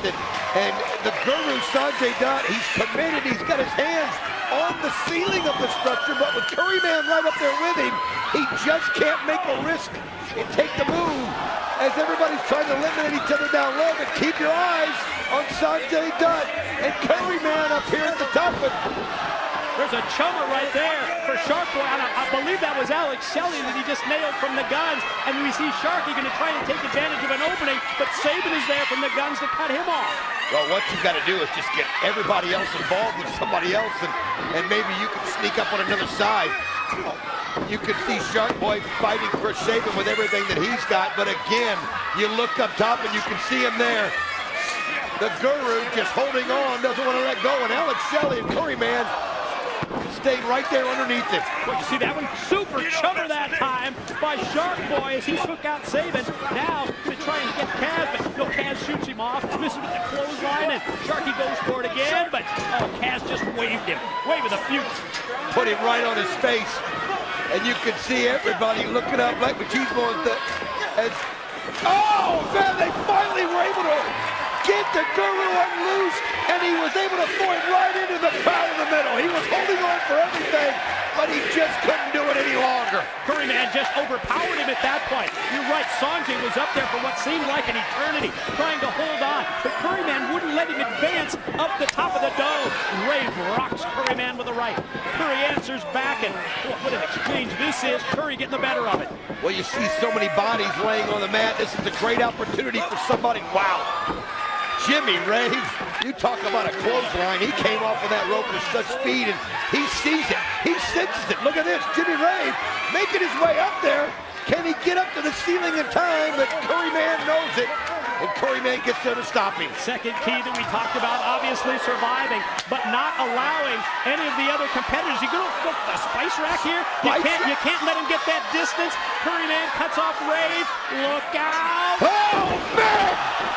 Off the top rope with the spice rack and Jimmy Rave. Holy, you know what? I tell you what, Add that to the highlight reel in the truck, guys. Thank you. Keith Mitchell, check mark next to that one. Curryman, big shot to the back right there. Took down Lethal. Curryman, this could be the opening he's looking for. Curryman trying to escape the cage. Now you've got Alex Shelley over there too, as Kaz going up there to fight him off. Black Machismo and the crowd loving every bit of this. If they realize they're seeing something they've never seen before, Kaz just got knocked out. Curryman has an advantage as he's trying to get up, and you've got to get up high enough, but look at the speed of Kaz as he goes right up after him. Again, keep in mind, the winner of this match to advance in the three-way. Did you see that? Like a reverse flux capacitor. That's exactly what it was. Now that I look at it again, the reverse flux capacitor by Kaz on Curryman. Well, that'll stop someone's pursuit. Look at Kaz looking up, realizing he's got an opportunity here. Can he climb it? What you've got to do is you've got to get to that ceiling and get your legs up there before anybody can get to you. But look at Johnny Devine. He goes right after him. Yeah, Devine right there. Well, that's what you've got to do. You can't allow anybody to get that distance. And Devine needs Kaz up on the top. They exchange and, oh my. The knees into the gut. Wow. Take the air right out of you. Who's going to take advantage of it? Black Machismo I see over here on the side. Trying to get up. As you see Consequences greeting Johnny Devine, and Divine intervention. Oh, man. Oh, that double underhook move is seriously sick. Takes Creed up, drops him down on his head, and now I think Divine's... Smart. He's making his way up, but there's nobody on this side of the cage now. Look at Divine go up the dome. You got three people on one side. Johnny Devine, oh my gosh, he's found himself up to the ceiling. Now Kaz realizes it, and he's got to get up there quick, and look at this. Kaz has got a hold of him. No! What a fall! Man, I'll tell you what, he took everybody out with him. Kaz now has the opportunity. Look at Kaz. This could be so close. He's climbing his way up. Can he make it? Oh, he's got to use his legs. Everybody's trying to catch him, Mike. Here they come. They're trying to take him down, but Kaz able to swing his legs out. Now he's got to use all of his upper body strength to lift himself up. What do you say, Rudy? I think he's got it. Here's your winner. Unbelievable night today. How he was able to use that body strength. He had the opportunity when he dropped Devine down. He was up there alone, and Machismo and Shelley in the game could not catch him in time. What an incredible feat by Kaz. And think of this, not only a shot at the X Division title, but Kaz now gets, an opportunity to be in the three-way for the TNA World title tonight. I'll tell you something, you've got to take notice. How impressive was that? Tonight, he also later on gets a chance to walk out with World Championship gold. Unbelievable, the athletic agility that it took. I'll tell you something, Mike. We'd heard about it, we'd seen diagrams of it, but to see it here in person, we've got to show you guys some replays. Just this, what an unbelievable event. Yeah, we're going to relive all the incredible highlights of the first ever TerrorDome match. There it is. That was Johnny Devine. Very impressive with that Hurricane Rana. The Rock the World move by Jimmy Ray. Wow. The super chummer from Shark Boy as well. And Curryman, look at that, Mike. This money, and that, unbelievable. The spice rack that he landed Jimmy Ray on his head, and what was it? The reverse flux capacitor. Exactly. Devine took out many of the competitors, enabling Kaz to make his way up. He gained that opening, he gained that space, and there you see it. The replay. Kaz victorious and motioning. He wants a shot. Yes, he wants the championship gold, and he has a chance for both X Division gold and later tonight, the TNA World Heavyweight title as well. Unbelievable effort by Kaz, and you mentioned it. Not only will we have the semifinals of the Deuces Wild tournament, not only are we going to have somebody get shaved in the middle of that ring tonight, the very first TerrorDome delivered, and everybody's on their feet, pointing at Kaz, giving him the TNA champ that he deserves, because I'll tell you something, there's nothing like seeing it for the first time, Mike. What a spectacle TerrorDome was. Kaz victorious. We're going to send it to JB with the TNA Heavyweight Champ Samoa Joe. I'm here with the TNA Heavyweight Champion of the World, Samoa Joe. Joe, certainly now with Kaz in the World Heavyweight title picture replacing Kurt Angle. Your thoughts? You know, Kaz is a tremendous competitor, and he deserves a spot. But business is business, JB, and at the end of the night, I will retain my championship. Now, Joe, I don't really want to stir things up here, but everybody's talking about Kevin Nash. You don't want to stir things up. No, I don't want to You don't want to stir things up. That's all you do, JB. That's all you do is stir things up. So what, you want to know my answer? Do I know why Kevin came with Steiner? No. Do I know where he's at right now? No. Have I seen him today? No. And do I care, JB? No. I don't care about Scott. I don't care about Rick. And Kev, I sure as hell don't care about you. Bring the world, bring an army. Because you're never an underdog when you got the world at your back. And I'll tell you what, boys, Kev, if I see you tonight, if you dare to cross my path, I guarantee you one thing. I will make you regret it.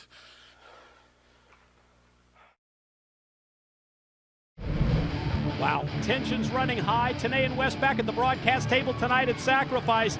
TerrorDome being, yes, taken down. But Don, think of this. Still to come tonight, that knockout, makeover, battle royal, and ladder match all in one. New TNA World Tag Team Champions crown. But we have to talk about what now is a three-way match for the TNA Championship.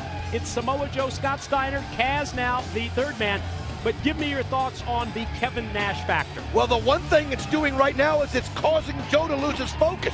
I mean, he's always felt that Kevin Nash was in his corner, and now he's hearing all these things. He's hearing that, oh, he was seen with Scott Steiner, or he was talking with Scott Steiner, and right now Joe doesn't need that kind of a distraction, especially with Scott Steiner and now Kaz being in that matchup, Mike. I mean, that is the key. Concentration level for the reigning TNA World Heavyweight Champ Samoa Joe has to be at an all-time high. Especially now when you factor in that he's got the unpredictable because, yes, Kaz is now going to be in that three-way match with Joe and Big Papa Pump. And ladies and gentlemen, up next here at Sacrifice, the continuation of the Deuces Wild Tag Team Tournament. Are you ready for the first of two semi-final matchups?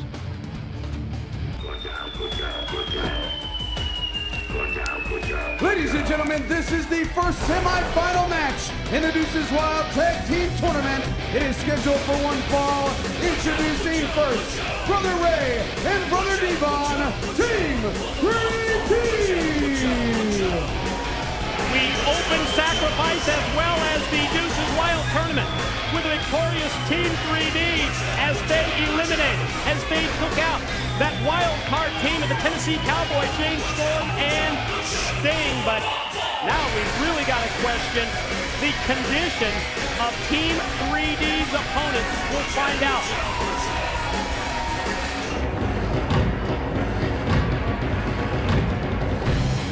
And their opponents first, he is the War Machine, Rhino!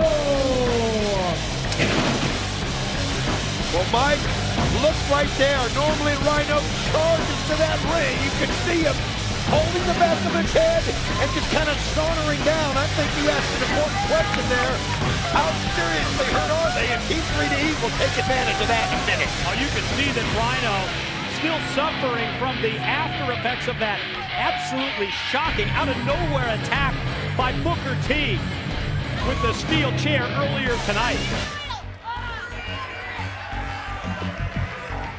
And his tag team partner is the Instant Classic, Christian Cage.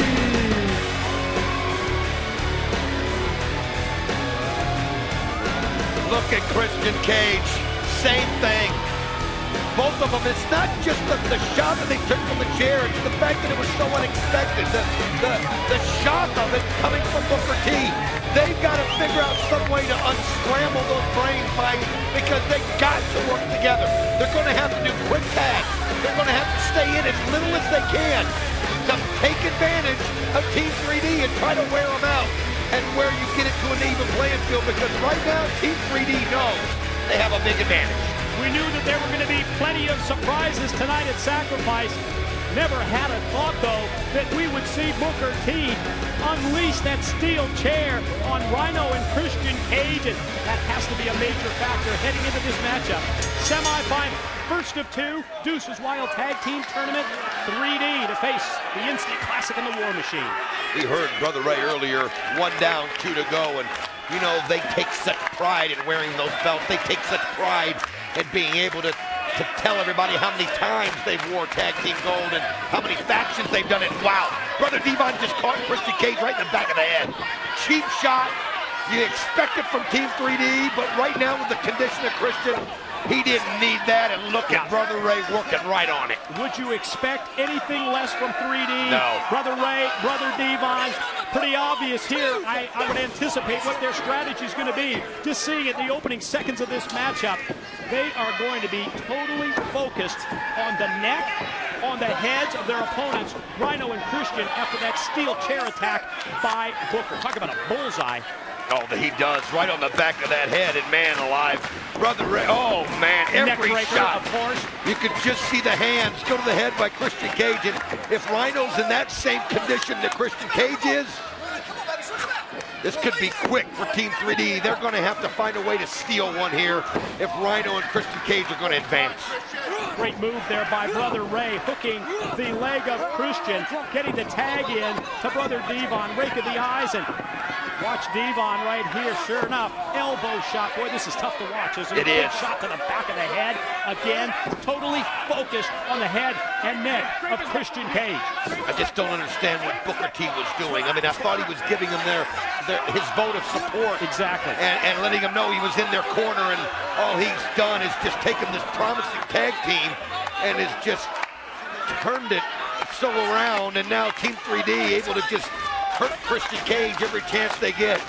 Christian Cage has got to get out of there, Mike. He's got to get Rhino in. How about that move, that head scissors from outside by Brother Ray. Boy, Christian digging down deep.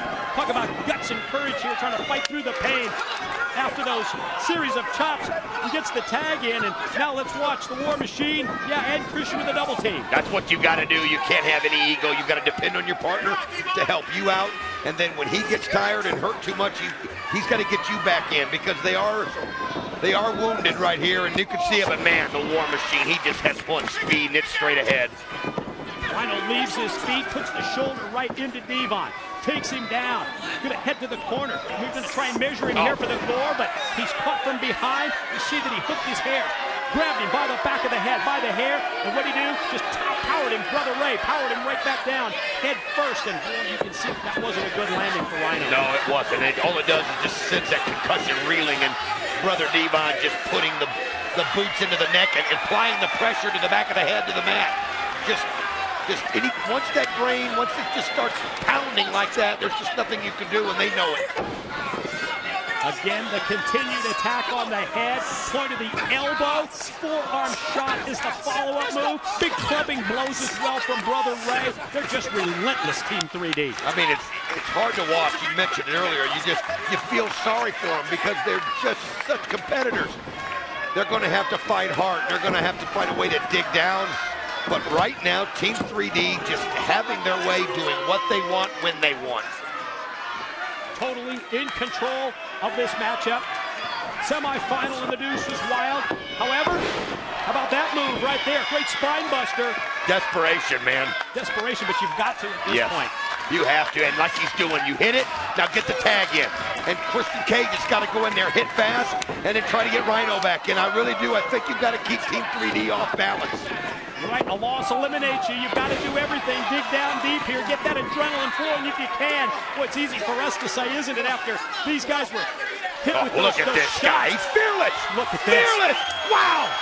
I'll tell you what, that's a crossbody block all the way up from the lights. That's what Christian Cage is made of. I mean, he's head reeling. He's probably dizzy. He doesn't even know where he is. But then he was able to hit that. Check this out. Ray. Let's look at this again. Look at the replay. What a shot. Wow. Able to take down both Brother Ray and Brother Devon with that crossbody from the top. Now, Christian Cage, that's what you need, the confidence booster, to show that you can dig through and bear through the pain, which is what he's got to do. And look at that. Oh, man, Brother Ray, right place, right time, and oh, no. Look out. Right into the steel steps. Hooked him from outside, then sent him flying, and you saw that it was the legs, it was the knees that time that hit the steps, but at the same time, think of this, Dot, when you go flying over, the landing that you have on the floors on the back of your head. Look at this! Good God! He just crushed him in the steel steps again! Oh my God, somebody stop this! Oh, he was so valiant in the comeback, and now they won't let Rhino in, and he just feeds it right to Brother Devon. And Slick Johnson, the referee, had no idea what was going on outside. Able to roll Christian in, goes for the cover. Slick down for a 2 count only. Boy, amazingly, still life left in Christian. I didn't think there was. Well, there can't be much left after that shot that he took right into the steel steps.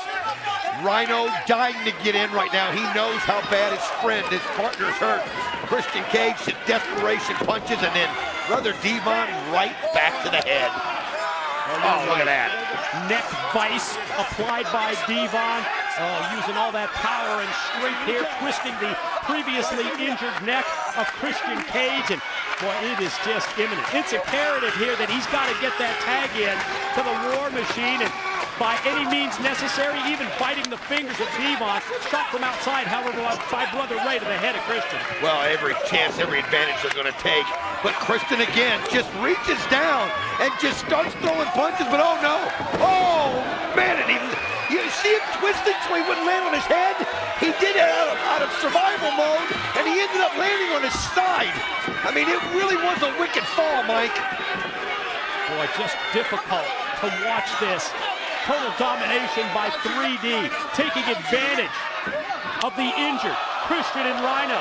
Christian with the shot. That might be the one that turns the tide. Well, Rhino was able to distract Brother Ray just enough for Christian to do this. And look at him, and he hits the Hurricane Rana on Brother Ray, and here he goes. 1, 2. Oh, man, he got the shoulder up in time. You were just hoping they could steal it right there. Boy, just amazed that he was able to clear the cobweb so that he could go up and hit that top rope Hurricane Rana. Then goes for the cover. Not only the 2 count, but now you've got to get your partner in, Christian. Man, you could see Rhino just beating on that turnbuckle. He wants in. He knows that they're close. He knows they've got Brother Ray weakened. If he can get in there and finish him off, he's got the hand shaking, and Christian just can't get to his feet. He's just...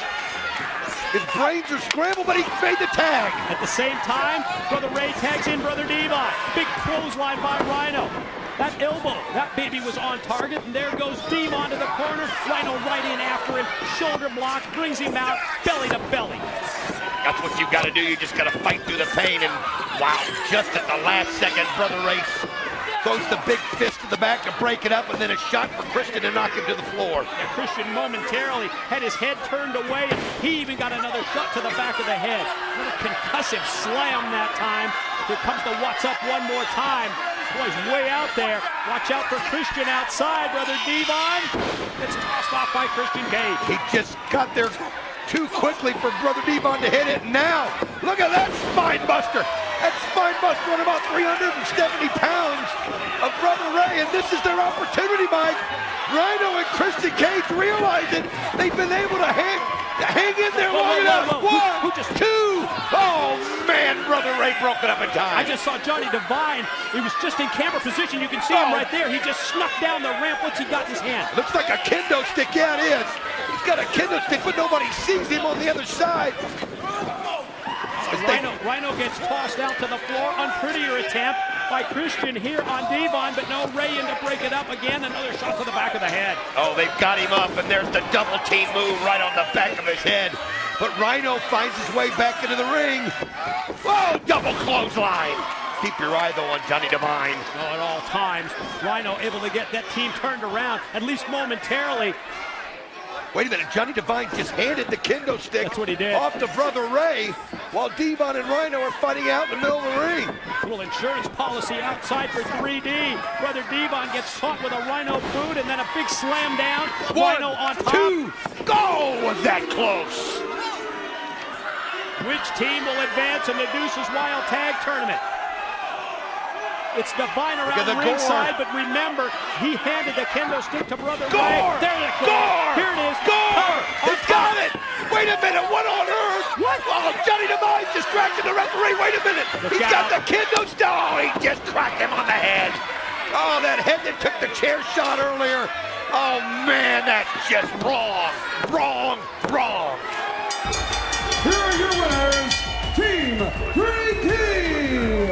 You see Brother Devon just draping the arm across the chest of an unconscious War Machine Rhino. Yes, Team 3D. And you're jumping the gun here, Brother Ray. Got one more. Picking up the championship belt. No. You've got another match to come. Buddy. Because remember, it's three matches tonight before you become TNA World Tag Team Champions. You got to have 3 victories. And think about it, though, how valiant an effort it was for Christian Cage and Rhino. And it took cheating with Johnny Devine coming in with a kendo stick. Referee Slick Johnson got distracted. I can't believe it. Team 3D advanced. And would you have ever thought, looking back, that Booker T would play such an important role in enabling 3D for the win? To the back, JB with Kevin Nash. Here he is, Kevin Nash, the man with all the answers, the man that everybody's talking about around here. Well, I have a few questions for you, Kevin Nash. In fact, Samoa Joe not too pleased when I told him that you arrived tonight at the building with Scott Steiner. What are we dating? Was it Sadie Hawkins? What, I got a ride from Scotty from the airport? There's a problem with that? Well, Joe seemed to think there was a problem with that. I mean, he choked me out when I told him. He choked you out? Yeah, he tried to choke me out. In fact, he told me that if he crossed paths with you tonight, he might do the same thing to you. Oh, he's gonna choke me out? That's what he said. So how about this? How about you follow me, and we'll go cross Joe's path, and we'll see if he chokes me out. Yeah, let's go see that. All right, okay.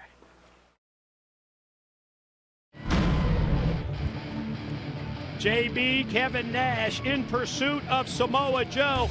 We will stay on top of that breaking story. Up next, it's another semifinal matchup in the Deuces Wild Tag Team Tournament.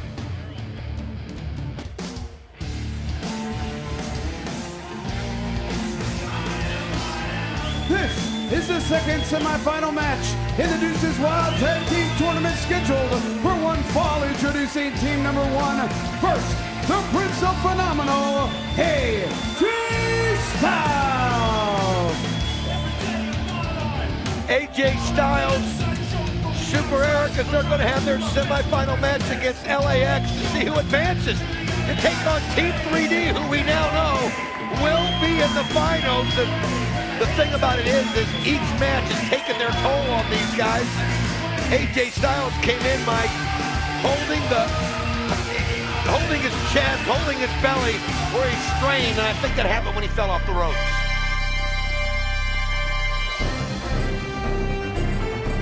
And his tag team partner, Super Eric.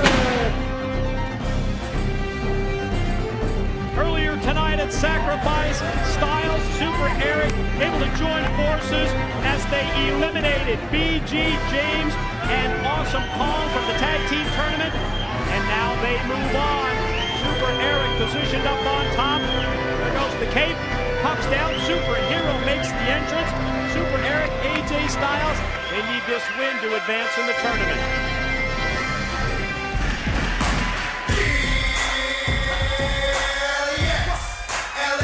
And their opponents, accompanied by Hector Guerrero, Homicide, and Hernandez, the Latin American Exchange.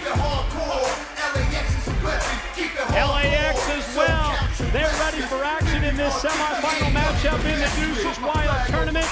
You've got to say, at least at this point, the Hector Guerrero experiment working pretty well for the Latin American Exchange. Well, confidence is so high right now with LAX. I mean, they realize how close they are to the championship picture. But you can't look ahead.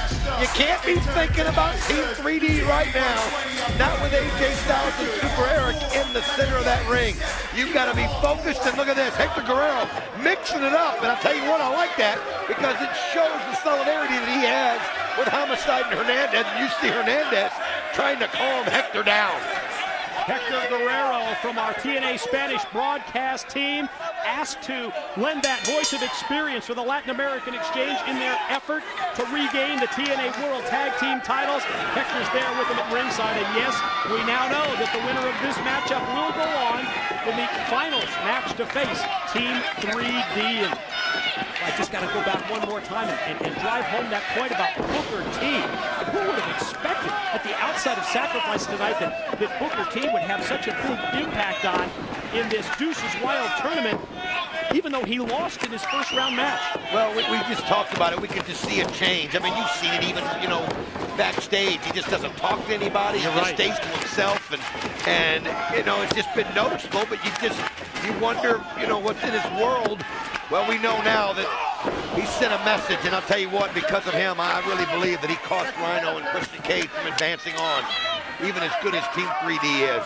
But another thing, Mike, that's intriguing is this Kevin Nash Samoa Joe situation. Boy, you're not kidding. Kevin Nash is ready to confront Joe right now. Again, that can't be good for Joe before this title match. Although, you know, maybe it's a situation where Kevin Nash just wants to go and let Samoa Joe know exactly what's on his mind. Could it be a possibility here that maybe Samoa Joe can regain his focus after he and Nash have a meeting? You wonder, though, can you completely trust him? Wow, Super Eric just showing that strength and confidence. And I'm telling you, when you send Hernandez to the floor, you've done something pretty spectacular. And look at Eric. You can see he's measuring it up. Super Eric going after him. But wow, he went right. Just hesitated too long, and Big Hernandez comes right over the top and nails him. Super Eric tossed Super Mex all the way to the floor. Big Hernandez back in, and of all things, the superhero is asking for a test of strength against Hernandez. Wow, Hernandez not going to turn that down. He doesn't care if the guy's got a cape or not. Look at this, though. You got to admire the Super Eric, but look at Hernandez just using that strength, that just unbelievable power. Powers him down into the pin attempt, but Super Eric momentarily going to try and bridge out of this, but boy, that power of Look at that, though. But he's still got the bridge, good God. Look, using that neck, the neck muscles, and Hernandez putting the weight on him, but Super Eric still able to hold him off. I mean, you got to give Super Eric credit. That was a display of strength there on Hernandez. Quick go behind here by Hernandez. Super Eric drops down, and Hernandez just gets hurled right through the ropes and down to the floor. Got to admire, wait a minute now. He's using referee Rudy Charles to get himself up to the top, and there he goes for the crossbody block. Wow, knocks him to the concrete. Big crossbody block off the top by Super Eric. AJ Styles outside, cheering his superhero partner on. Gonna try and roll Hernandez back in, a weaken Hernandez, and get right on him for a cover. So close there to the pin, but Hernandez able to get that shoulder up just at the last second. And as Hernandez kind of rushes Super Eric into the corner, it allows AJ Styles to tag himself in, and now AJ taking advantage of a tired Hernandez. That was exactly what he did. Bum rushed him right into the corner. Now Styles is in. Big shot to the back of Hernandez. Boy, I thought he was going to try and suplex him over. Instead, Hernandez just elevates Styles up and sets him down. Positions him on the apron. AJ going to go springboard again. A little better results this time with that flying forearm shot. Well, that just shows you the confidence. You got to get right back on the horse, and he nails him with that flying forearm and almost had the pin as he hits that thing after the springboard. And I mean, he just has such an impact. And now he tags in Super Eric, and you got to like the way they're working together. They're keeping Hernandez isolated, and they're doing quick tags. They're not letting Homicide get any momentum and even get in the matchup. Which team will advance to the finals? And an opportunity to face Team 3D for the TNA Tag Team Championship. Nice elbow drop. Super Eric leg hook, but two only on Hernandez. It's almost like the speed of these two guys is really throwing Hernandez off. And again, AJ Styles tags himself in as Super Eric backs up towards him, and they really are working together so well, and that's what you've got to do if you want to become Tag Team Champions. Off the snap, Mayer. Styles goes airborne and able to drop down with that knee. Just rocked Hernandez that time. Right back on him for the pin, but Hernandez rolls the shoulder as you see Homicide doing everything within his power to try and get his partner over there and get a tag in. Well, one thing about it, it's going to take a lot to put Hernandez's shoulders down for the 3 count. I mean, the guy is just so strong. He's just unbelievable, but right now they're wearing him down. It's just the Hernandez that we haven't seen, but now look at him. He gets to his feet, he's got AJ up, and that's what you do. Just put him right on his back. Fall straight back, smart move by Hernandez. Got to get his bearing so that he can tag in Homicide. Super Eric extending his hand into the ring as well. See as Salinas pounded on the apron down here, trying to cheer LAX on, and there you see the tag is in. Super Eric, Homicide, both legal. Wow, Homicide fresh, fired up, but wow, Super Eric just pushes him right into the turnbuckle, and now Homicide, look how he just floats right over those. Super Eric's been impressive in this matchup. Slide through that time by Super Eric. Homicide back. A quick hip toss, able to elevate him overhead. Super Eric crashed that time right down to the mat. Here comes Hernandez in. Looks like an LAX double team.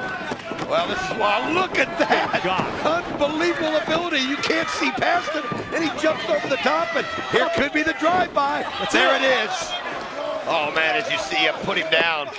Catapults him right into the clothesline. It's Homicide on top for the cover, and another near fall for the Latin American exchange. Right now, though, their confidence level just growing with each second. Is once they work together, I mean, just nobody does it better than LAX. They just have such a dichotomy.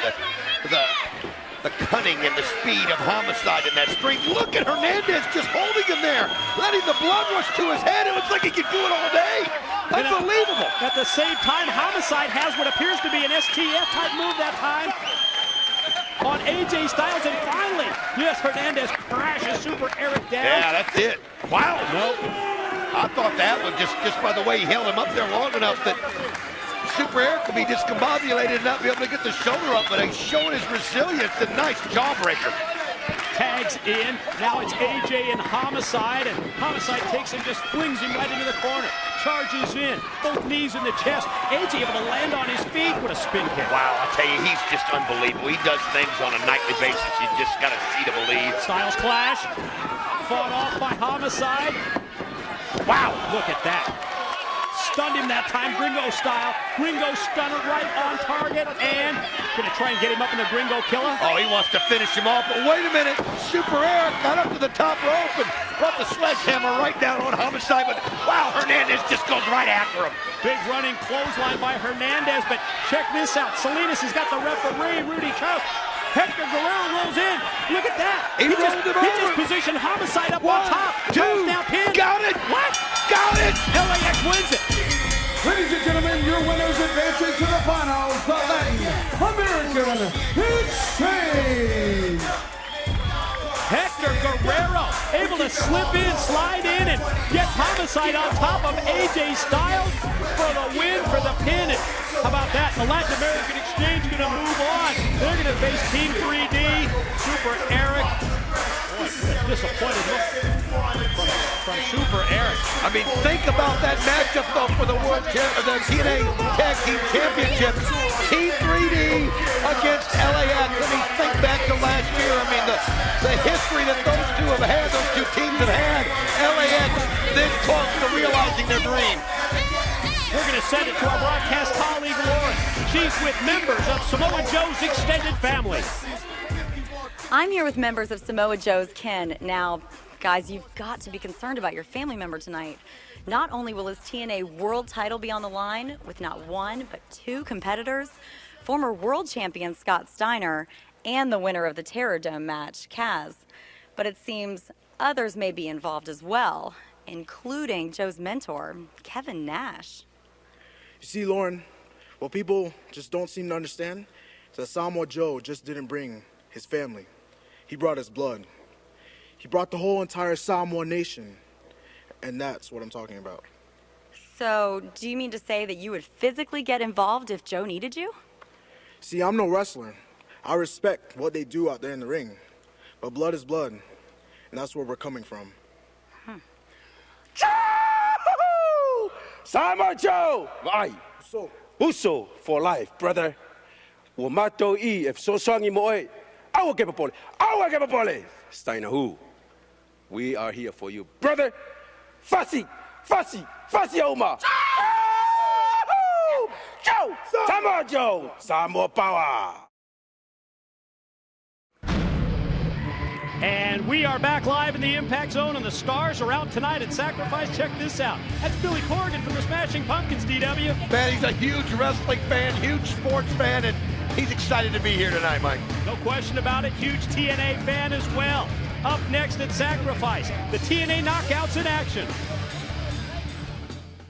All right, ladies. We have a very special match for you girls at Sacrifice. Y'all like makeovers, right? It's time for the TNA Knockout Makeover Battle Royal. This is going to be a very special match because all of you in the ring are going to participate. It's going to start out as an over-the-top rope battle royal. 10 of the most beautiful women in TNA will go head-to-head in a knockdown, drag-out, cat fight to the end. The final 2 competitors will face each other in a ladder match where the winner takes all and will receive a TNA Knockout Championship match. But don't think that we forgot about the runner-up, because the runner-up is going to get her head shaved in the middle of the ring. It's going to be a makeover that you'll never forget. At Sacrifice, I'm going to get my TNA Knockout Championship rematch.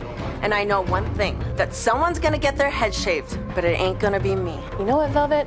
I do not like the sounds of this loser gets their head shaved at Sacrifice. Me neither. My hair can't go. It's beautiful. You know who needs to get their head shaved?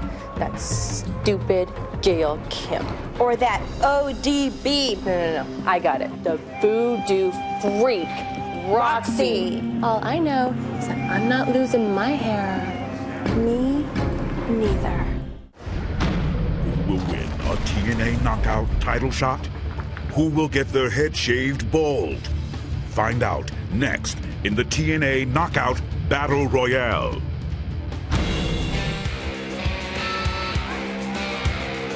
Ladies and gentlemen, TNA Sacrifice continues with the TNA Knockout Makeover Battle Royal and Ladder Match. The winner receives a TNA Women's Knockout Championship match. The loser will have her head shaved bald. Introducing the first 2 participants from Toronto, Ontario, Canada, Angelina Love, and from the Big Apple, Velvet Sky. Indeed, the barber chair in position tonight at Sacrifice. Beautiful people, Angelina and Velvet make their way to the ring. They've got an advantage here. They can work together. Well, they're going to have to. They got to make sure that one of them somehow finds a way to get that world championship shot, the knockout champion. Awesome Kong, but you're right, they can work together to throw people over the top rope. Huge edge for Angelina Love and Velvet Sky, the first 2 of 10 TNA knockouts competing in this knockout makeover, battle royal, and ladder match.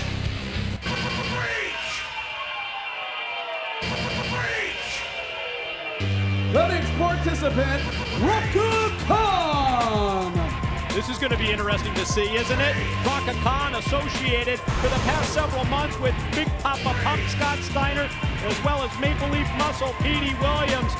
As she makes her way down that entrance ramp, boy, I tell you what, we're going to find out an awful lot, I think, about Raka Khan and her in-ring future in TNA here in this one. Well, she's such an unknown, Mike. I mean, she's got such size and power. You got to look at her to have an advantage.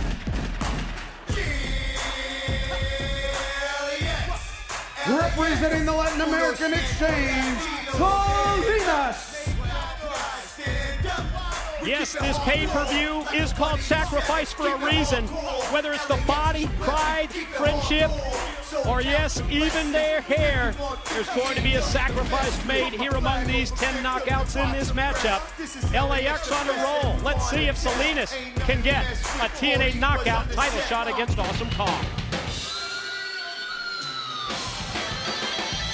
Representing the Rockin' Raven Vixen from Los Angeles, California, Christy Hemme.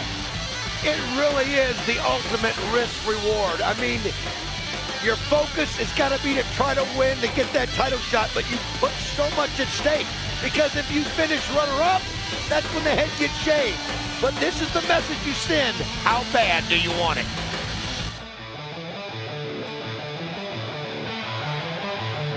The next participant from Minneapolis, Minnesota, ODB. The unpredictability of ODB certainly has to be to her advantage in this matchup. Flask, very familiar flask in hand, little liquid courage as she passes by the ladders that are positioned on both sides of this six-sided ring on both entrances. ODB set for action. Remember, we're going to start this off with an over-the-top rope battle royal. We before we move into that ladder match, and you know ODB wants another shot at Awesome Kong.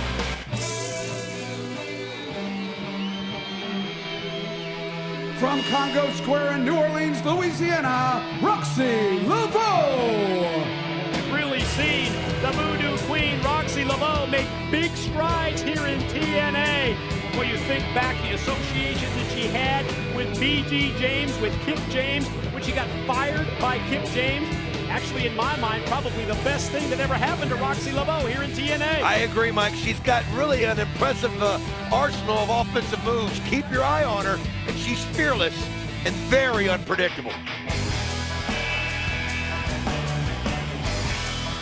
Your next participant in this match is the Pride of Tennessee, Jeff Cullen. How important will the experience factor be in this knockout matchup? Obviously, you look at the 10 individuals involved here, and Jacqueline has, I think, maybe with the exception of Gail Kim, probably the best experience edge over the other competition. And she won't be afraid to risk it all. I mean, she's somebody that knows that her championship matches in the future are going to get less and less. This is a great opportunity for her to show she still has it.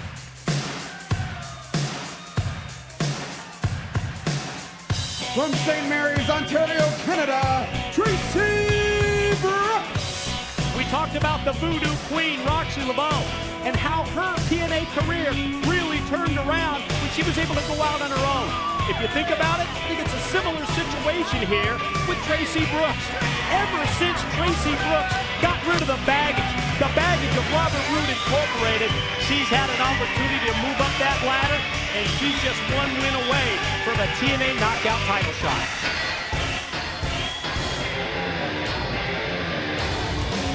And your final participant from Tampa, Florida, Gail Kim. I think there's 9 out of the 10 knockouts that are pretty worried at this point. Their knees are knocking. That's not the case for Gail Kim, because as you'll recall, Don, the immunity was gained on impact. And what an advantage it is. You can go in there fearless no matter what happens.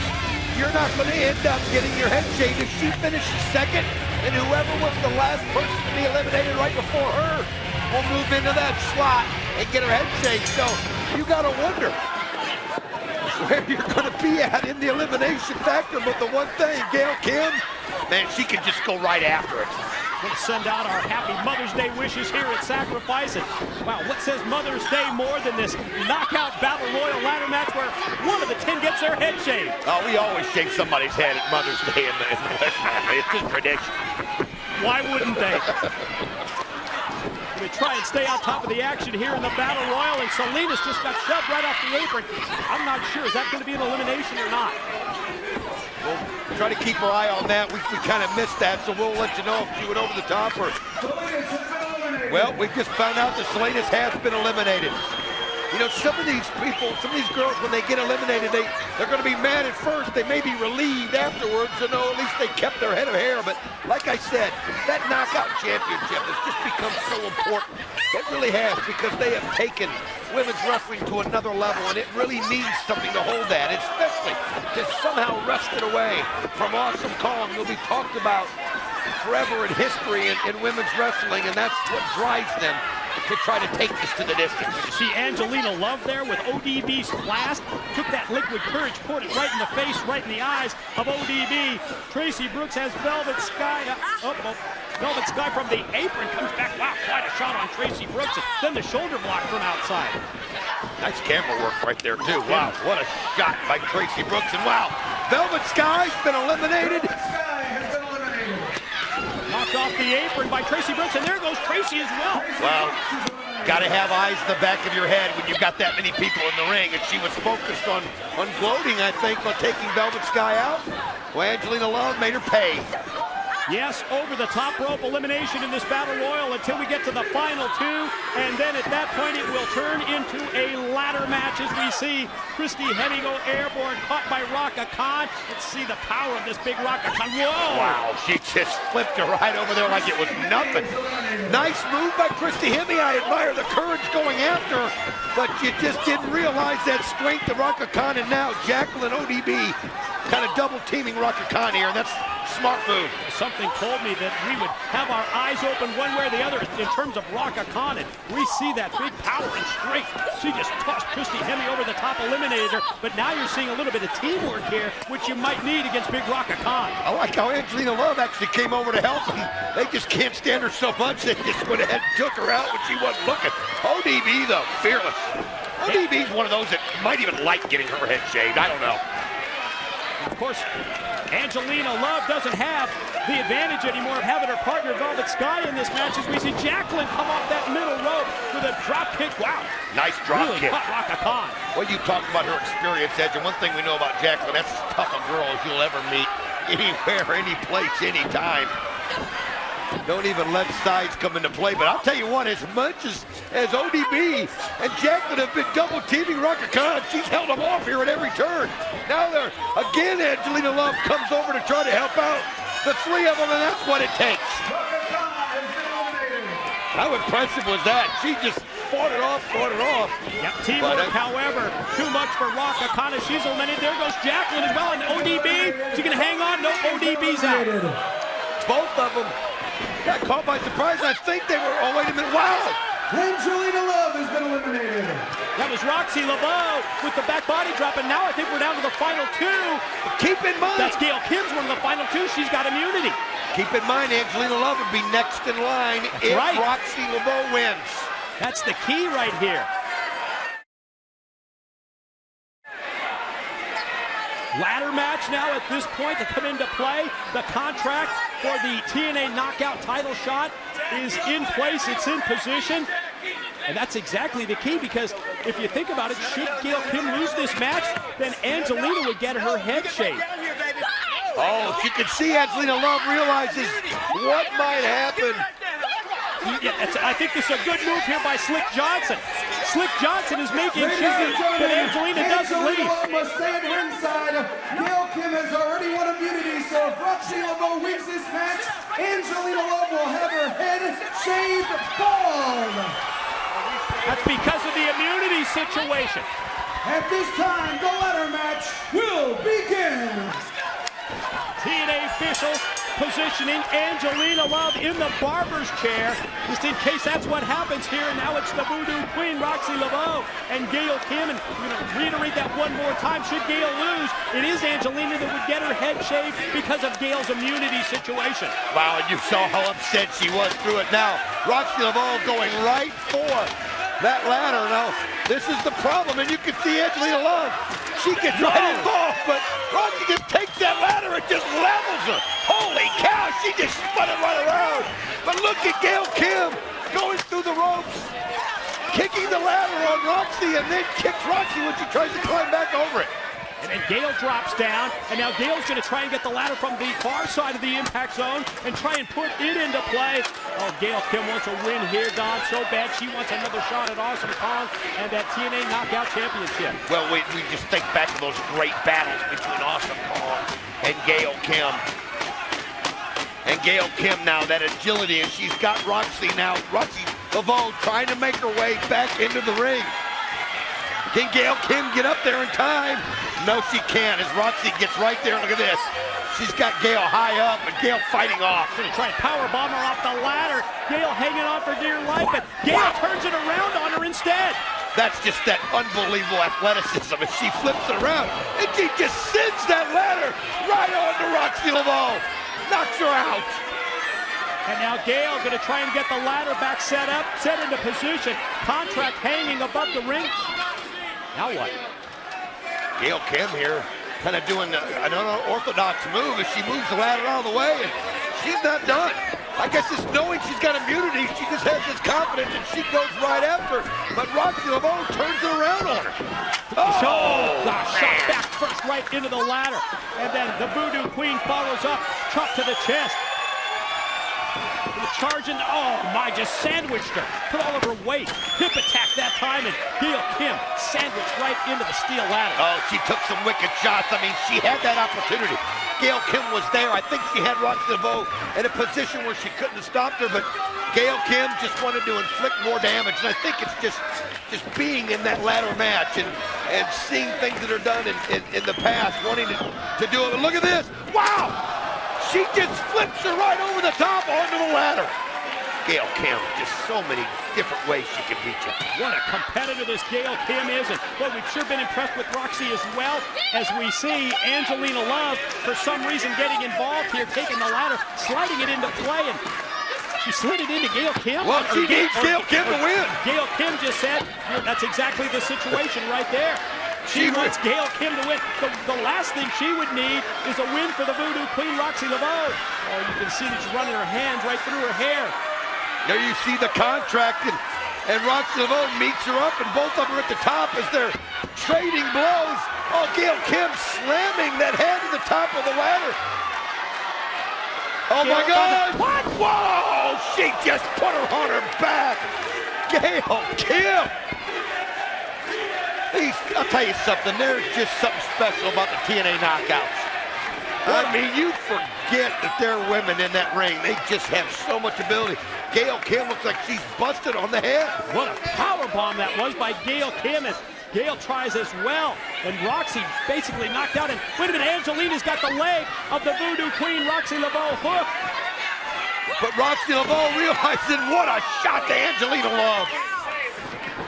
Now it's Gail. Gail Kim and Roxy Laveau squaring off, and oh man! Buster back and head first on the ladder. My God! Holy cow! Wait a minute! Whoa! Velvet Sky just rolled in. Wow! And you see Roxy Laveau right there, just letting her have it. And now, yes, the Voodoo Queen trying to make her way up. Oh, but you see Angelina Love, she can't allow it, and she pushes Roxy off of the top of the ladder into the ropes. And now you see Gail Kim putting the ladder into place, and Gail Kim's going to try and climb up that ladder. And you see Gail Kim, there she is, and she's going to get that contract, and she's got it, and she'll get another title shot against Awesome Kong, thanks to Angelina Love. And how happy is Angelina Love? Good call. She was doing everything she could to be. She became Gail Kim's best friend. But what an unbelievable matchup. They did everything that men would do with those ladders and Gail Kim. And now look at this. She goes right after Angelina Love and lets her know. Oh, she threw her into the chair.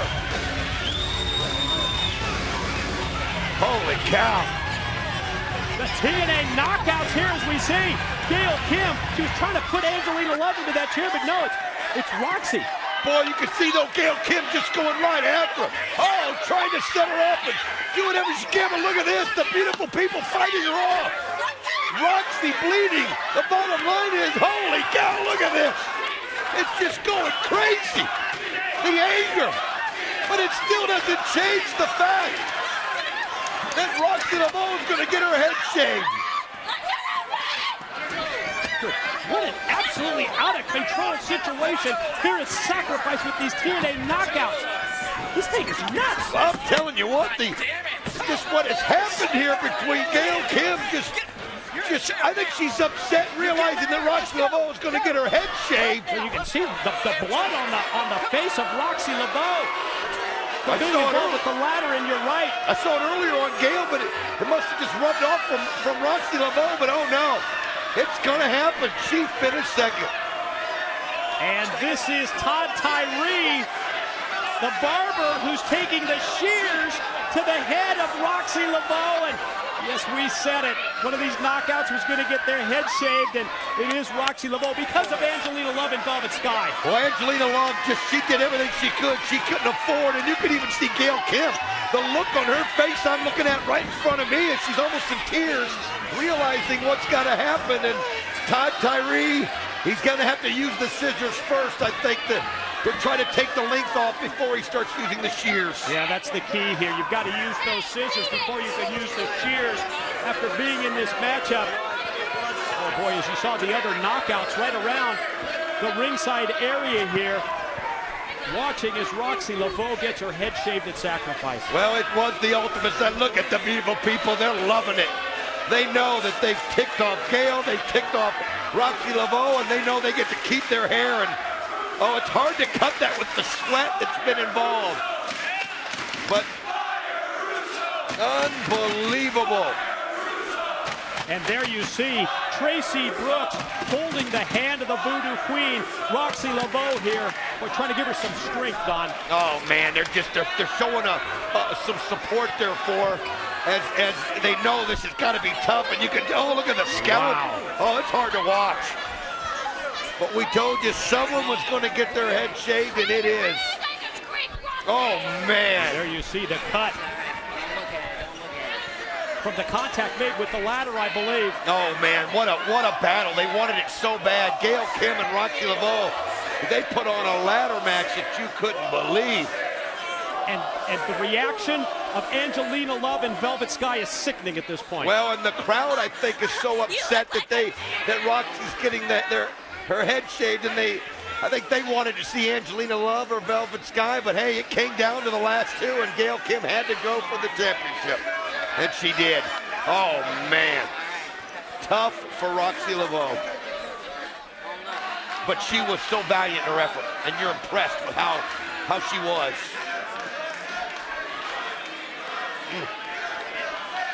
The Voodoo Queen, Roxy Laveau, has her head shaved, bald as a result of this TNA Knockout Makeover Battle Royal and ladder match. And Gail Kim gets the shot at Awesome Kong in the Knockout Championship, and the beautiful people are loving every minute of it. Oh, you can see them grabbing the hair and just flaunting it. And it's tough to look at that. It really is. And again, they're just taunting Gail Kim. But Roxy Laveau, the loser tonight in this situation, she was so close to getting that title shot. You see ODB, you see Salinas, Tracy Brooks offering support to the Voodoo Queen. Tell you what, that's someone it was going to happen to, and Gail Kim gets the title shot. Voodoo Queen gets her head shaved. We're going to send it to JB with Kevin Nash. They're in search of Samoa Joe. Hey, Kevin, you sure this is a good idea? I mean, he tried to choke me out earlier. He's not in a good mood. I don't do anything that's not a good idea. What's he going to do, smack around, choke me out? Well, he's the champ. I should be scared. I'm going to show this young rookie who's running the show around here. Yep. Hey, sorry I'm late. I was watching a chick get her... You son of a bitch! I was no way to talk to your mentor. Mentor my ass, Kevin. I knew I should have never trusted you. What do you think? I'm gonna screw you, is that it? I don't think anything, Kevin. I know how you work. I know how you operate. And if you try anything out there tonight, I swear to God, I'll break you in the process. Oh, you're gonna break me? Yes, I'm gonna break you. Shut up and listen. What I did today was old school. What do you think, I'm in a car with Steiner because I want to hang out with him, talk politics? I picked his brain, man. He thinks I'm on his team. He don't know what's going on. We do.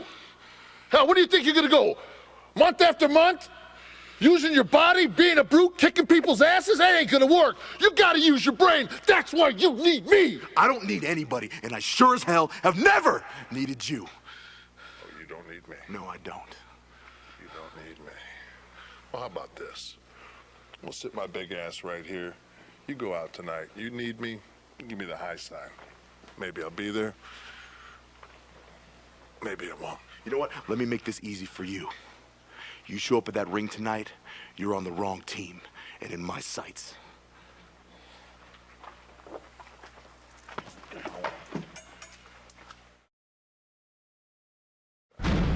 Talked about the Stars being out tonight at Sacrifice here in Orlando. We saw Billy Corgan of the Pumpkins earlier. This is Saving Abel with their top 10 hit Addicted, and they are live here in Orlando.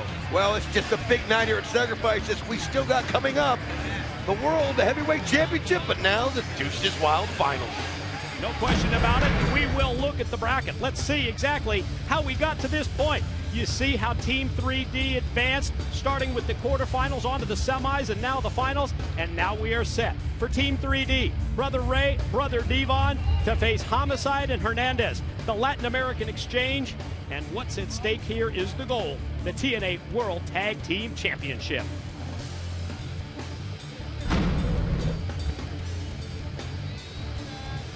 There it is, Tag Team Championship matchup. It's next. It's 3D, it's LAX. Let's see who wins Deuces Wild.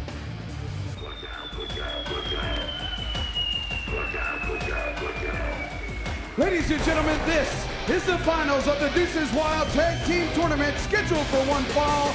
The winners will be crowned the new TNA World Tag Team Champions. Introducing team number 1, Brother Ray, Brother Devon. They are Team 3D.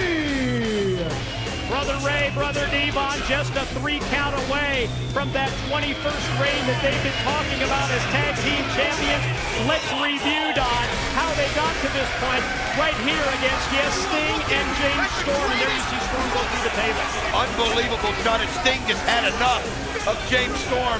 Just his antics, and then later on it was the kendo stick brought in by Johnny Devine, and he put it right to the head of the War Machine. Yes, Booker T weakened Rhino and Christian Cage, and that allowed 3D to move to the finals. See Brother Ray. Look at Brother Ray looking at that TNA Championship Tag Team belt position here on the table. But Brother Ray, you need 1 more win. 2 victories down for Team 3D, but the key is they need 3 to become the champions once again.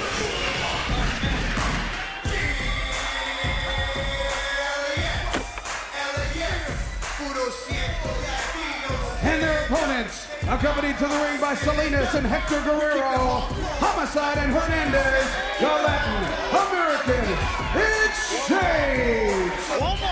Comes Homicide and Hernandez, and we will review as well how LAX got to this point. Started off with Kip James and Matt Morgan. How about that drop kick by Hernandez? Well, it was the miscommunication, the inexperience of working together that cost Kip James and Matt Morgan. And then Super Eric, AJ Styles. Hector Guerrero got pushed by AJ. Later on, Hector turned it around on AJ by putting Homicide on top, and they got the pin. Yep, able to roll that pile over, enabling the Latin American Exchange to advance to this point. It is time for the final.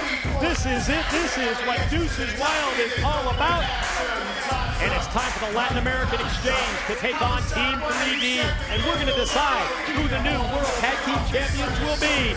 Hector Guerrero from the Spanish broadcast team. He's right here at our broadcast table, Don, and he's saying just 1 more win. Well, since he's been with them, what an inspiration. Wait a minute. Look at this. We've got 3D right in the face of Hector Guerrero here, right in front of the broadcast table. You can see this confrontation that they've got here. And boy, the Latin American Exchange not happy about it. Well, they're demanding. Hernandez, yeah, they're right in Hector's face out here. They're demanding. Whoa! I mean, a tope canino right from the start. Homicide had enough as he saw him dressing down Hector Guerrero. And what a way to start for LAX. I mean, they caught 3D by surprise, and that's exactly what you got to do with their experience. Wow. Well, you talk about jump-starting a match. You got that's that exactly right. what LAX just did. 3D in the face of Hector Guerrero, and boy, Homicide and Hernandez. Oh my God, there goes Brother Ray right into that guardrail. I mean, just smashed right into the guardrail, and the crowd went flying back. Brother Devon, though, able to turn it around on Homicide and start throwing punches around, but look at Hernandez trying to show that strength. But it looks like Brother Ray's able to turn it around on him. Just suplexed him onto the ramp. Well, you're right. Amazing power move there. Didn't see that one. But what a shot there by Devon as well on Homicide. Boy, oh boy, bodies laid out all over the impact zone already. Brother Ray, keep your eye on him. He's got a chair in his hand. Well, it was a great start by LAX, but anybody can turn it back in their favor quick. It's 3D. Look at this. Now he's applying the pressure of the chair right into the neck of Hernandez, just driving it down like a wedge. Oh, man. Steel chair right across the windpipe of Hernandez. Homicide trying to fight off Brother Devon. There's another shot to the back with the chair. Brother Ray put it right on Hernandez. Boy, you talk about stopping their momentum in a hurry. Team 3D did. Unbelievable. Homicide, though, fighting back with everything he's worth on Brother Devon, and then the shot by Brother Ray on Hernandez into the steel steps. Right now, Team 3D, they can feel it. They can feel number 21. They know how close they are to history. And you know this isn't the first meeting between these two. Think back to lockdown last year at St. Louis in April of 2007, Don. Well, that was when Team 3D won the championships, and think about it. I don't believe LAX has been champion since, haven't They beat the Latin American Exchange at Lockdown in St. Louis, and you're right, it has been since April of 2007 since they've been the champs. Oh man, this thing has just never been under control at all. Over a year since LAX has been champions, and you can see how they feel it. Look at Hernandez, shot after shot. I'll tell you something, he can turn it around in a heartbeat, and he had to. Now he's walking over to Brother Devon, I think, to help out Homicide, and there it is. He goes right after him, and now he can see he's going to send him into the ring. I don't think that the bell has even rang for this match yet, has it? No, now they're ringing it. I mean, they just got jump-started from the top. I mean, it was just, it took a life of its own, Mike. It was tough to stay on top of the action when you got Homicide flying through onto 3D, bodies going all over the place here at the broadcast table. And now we see, after the bell is rung, Homicide almost got the 3 count right there.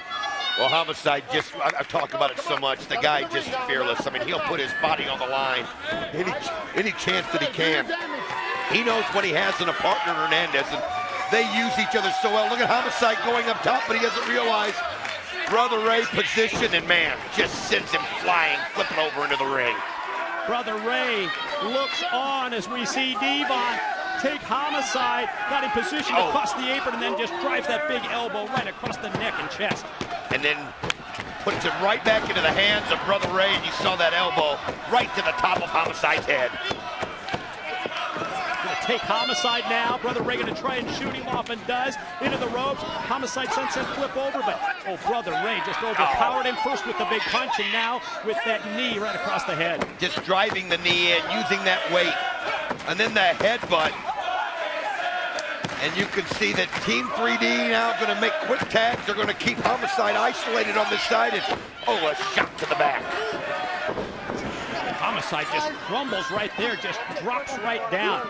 Quite a beat down here by 3D in anticipation of that 21st title reign as World Tag Team Champions. And Brother Devon using all the power and weight behind that big leg, got the boot right across the throat. Homicide trying to fight back, do everything within his power, but he gets cut off by Brother Ray. You know, sometimes a match is, it's all about matchups. And certain teams just fare better against others. Right. They just don't have the same chemistry, and they just can't get things going. And Team 3D seems to have LAX's number.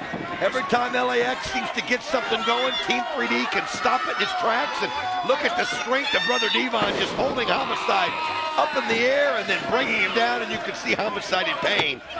Brother Devon, almost got the pin. You're right, pin attempt off the high vertical by Brother Devon of 3D, but Homicide not going to allow his shoulders to be down for the 3 count, and Devon again just going to try and wear down even more. Try and wear down LAX in general, but in particular Homicide at this point. Hernandez once in a bad way. But look how Brother Devon keeps his body between Homicide and Hernandez. He makes sure that he's always between them if he can. Nice jawbreaker by Homicide, but look at that. He just saunters right over there to Brother Ray, not realizing where he is, and Brother Ray took advantage of it. Another pin attempt by Devon, and another 2 count, another near fall for 3D. Tag in, Brother Ray gonna dish out more punishment here to Homicide. It's kind of what I was talking about earlier. Every time it looks like LAX is getting something to go their way, it just bounces right back to Team 3D, and you can see 21. He's showing the 21 sign, meaning champion. World title number 21 coming here tonight. Boy, just toying with Homicide here. Drives him down, and now Brother Ray drops down and back to the wrestling basics with the head scissors applied. Just taking the air out of Homicide and just applying those big legs to the neck and just pressing there to just wear him down. You can see Homicide, the hand up, just trying to gather whatever strength he can. And then Brother Ray just sends another shock to him, and Homicide cannot get over to Hernandez to make the tag. Just painfully obvious that 3D's taking advantage of a situation here.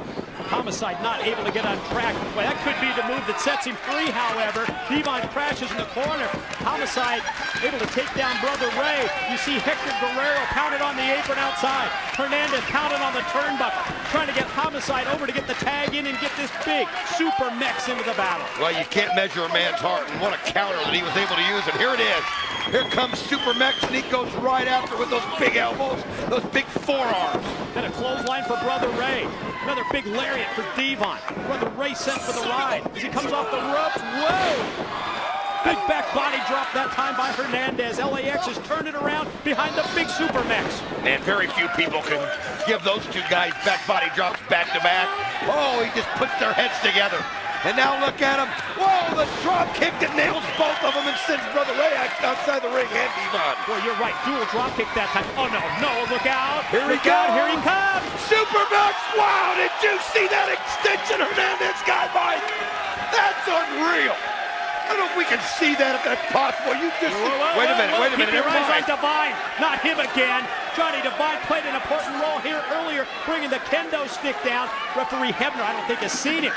Referee Hebner checking on 3D. Divine's going to try and get a table into play, the trademark table of 3D. And he's trying to set it up right there outside of the ring. And he's got it set up. It took so much out of Hernandez just when he went flying over the ropes. And again, you see Hector Guerrero coming around going, oh, what are you doing? Hector Guerrero, confrontation now with Johnny Divine, swing and miss with the kendo stick. And look at Hector with those shots. Boy, Hector Guerrero not going to put up with it. Oh, he takes a shot at Johnny Divine with that kendo stick. Little batter up for Hector Guerrero. Kendo stick shot for Johnny Divine. And now Hector's got the table. Look, Hector Guerrero moving the table around ringside. Well, he figures if it's there, he's going to take advantage of it. And look at him go right after Johnny Divine. Crowd loving it. He's got him set up on the table. Another shot. Look at Hector laying that shot. Oh, no way. Hector Guerrero. What's going on here tonight? Listen, this night's gone crazy. You're going to be, what? Hector. He's going up here to the top. Johnny, look at, you can see referee Hector trying to stop him. Hector Guerrero, is he going to do it? There he goes. Wow. Just kicks him right through the table. That's how you stop Johnny Divine. Hector Guerrero. Good God. Please show us again this drop kick right into the chest. And he puts Divine right through the wood. Well, I'll tell you what, bringing him along is looking better and better for LAX. And now, Brother Ray goes right after Hernandez. You Puerto Rican piece of crap! Here comes Brother Ray charging at Hernandez, who gets the boot up. Look at that strength, though, Hernandez just waiting for him. And he just takes that shot. Oh, man. Brother Ray ripping the shirt. It's just kind of just a test of wills here as one shot after another. Brother Ray gonna try and go to the power game. Super Mex Hernandez fighting him off. Oh, Brother man. Ray super. Whoa, Superplex back in. Wow. And now Hernandez is sitting there, and here comes Brother Devon. Oh, what a headbutt. What a headbutt. That's it. 2. He got the shoulder up just in time. LAX is still alive. 3D on the verge of becoming World Tag Team Champions for a 21st time. But amazingly enough, Hernandez able to avoid the 3 count. Here it is. There's the 3D that they put on Homicide, and now they've got him. You could, wait a minute. They let up on Homicide, and they go right after Hernandez. Earl Hebner, I think potentially here, the question is who the legal man was in this matchup. I think Earl Hebner says that it's Hernandez. Well, all that did was get Hernandez a chance to regroup, and he hits the double clothesline. And now you've got Homicide going up, and wow, what a shot on Brother Ray as he spun him around. And look at this straight spine buster, and just slams him down on top of it. But Devon is there with a flying forearm shot that just nailed Big Hernandez. Both teams now trying to fight for an advantage, and Brother Devon going up here, Homicide going to try to take him out. Hernandez, though, making his way over, and then smacks Devon in the back. Oh, look at this. He's got him up. Look out. Could it be the border toss? Not on Devon. Border toss. And now Homicide goes up to the top. Frog splash. This is their chance. 1, 2. Got it. Ladies and gentlemen, your winners and new TNA World Tag Team Champions, the Latin American Exchange. Hector Guerrero comes through,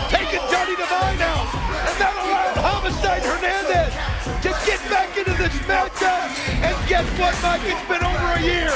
But LAX are the tag team champions here in TNA. What do you think of that frog splash off the top by Homicide out of the Eddie Guerrero playbook? Boy, I'll tell you what, that's where that Guerrero influence came in, and it really was. Especially when it was such a great move. Bringing Hector in, and you see Salinas out celebrating, Hector out celebrating. The border toss followed by the frog splash was too much for Brother Devon. LAX, they said 2008 was going to be their year, but it was the acquisition of the experience factor. Hector Guerrero comes into play, and yes, they do it. LAX becomes TNA World Tag Team Champions once again. Let's look at some replays of this matchup right here, and there it was. There was the 5-star frog splash, and it was enough, and Brother Devon had the shoulders pinned, and LAX and this crowd erupted. There's just something about LAX that you respect, that you like. There's just something about the chemistry that they have, and this place went crazy, Professor. Absolutely, DW. Couldn't agree with you more. In essence, party time here in the Impact Zone. Everybody loves the fact that LAX are the new tag team champions. Wow. Mike today, Tom West, back at the broadcast position here. The big three-way still to come. You see the headsets here for our man Frank Trigg. Frank's going to join us for the three-way TNA, yes, World Hip. Eric Young. Hey guys, I don't know if you heard that. You know where the next pay-per-view is gonna be? Memphis, Tennessee. We got you. Hey, and you know who lives in Memphis, Tennessee, don't you, Mike? Who's that? Elvis Presley. Well, you know what? I'm gonna go there. Wait. Elvis has been dead for 30 years, Eric. Hey, that's what they want you to believe, but we're smarter than that, aren't we, guys? We're smarter than that. I'm on a mission. I'm gonna go down there. I'm gonna find them. I'm gonna give them tickets. You know how many Elvis sightings there have been in the last year, Mike? You know how many? I don't know. 523. What, have you been reading the Globe again? Yeah, hey, the Globe is a reliable source. Yeah, last week, someone spotted him eating ice cream at a Jack in the Box in Kalamazoo. I'm going to Memphis. I'm on a mission. I'm leaving right now from the Impact Zone. I'm going there. I'm going to find him. He's going to be in my corner. He's going to be on my side. Elvis lives, guys. Elvis lives. Memphis, Tennessee. He's just not right. Memphis, Tennessee. He's headed to find Elvis. Wow. See, it's Slammiversary in Memphis. Wow.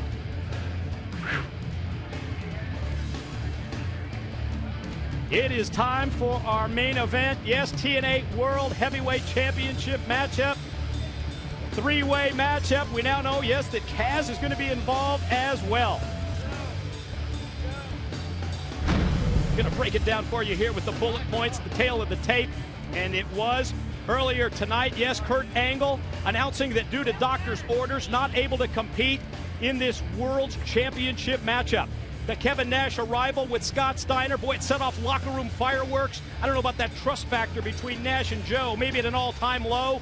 It was Kaz winning the TerrorDome. It enables him to take Kurt Angle's spot. Yes, one of the two challengers for Samoa Joe. Biggest opportunity of Kaz's career, now just minutes away. And yes, here he comes. Yes, one of the two challengers, his chance to win the TNA World Heavyweight Championship. Coming up next as Kaz makes his way here into the Impact Zone for the World's title match.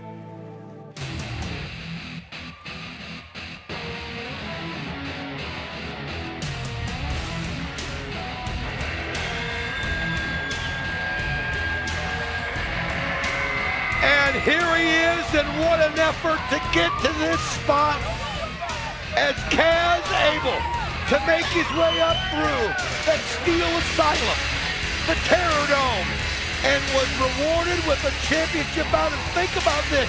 You know that Joe's been thinking about nothing but Steiner and Angle, and vice versa. Now they've got to put Kaz into the equation.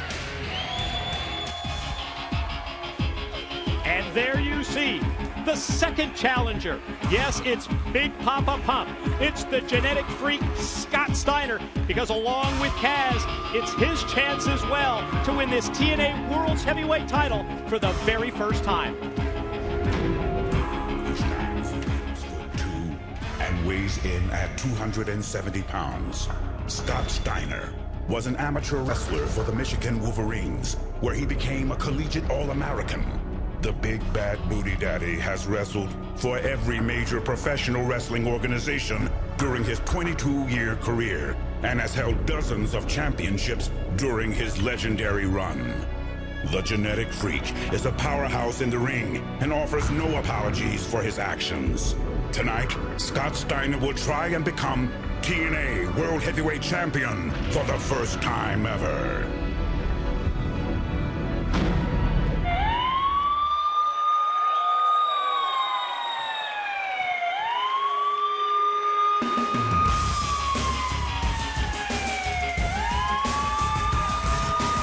Big Papa Pop Scott Steiner makes his way into the impact zone. We are joined here at the broadcast table by noted MMA fighter, fought in the UFC, fought in Pride, TNA analyst Frank Trigg. Welcome to Sacrifice, Frank Trigg.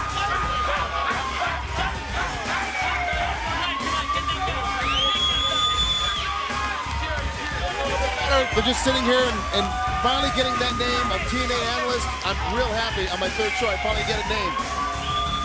You're part of the family, Frank. We know how tough it is, though, and we'll talk about it in a minute about Kurt Angle not being out here for you tonight.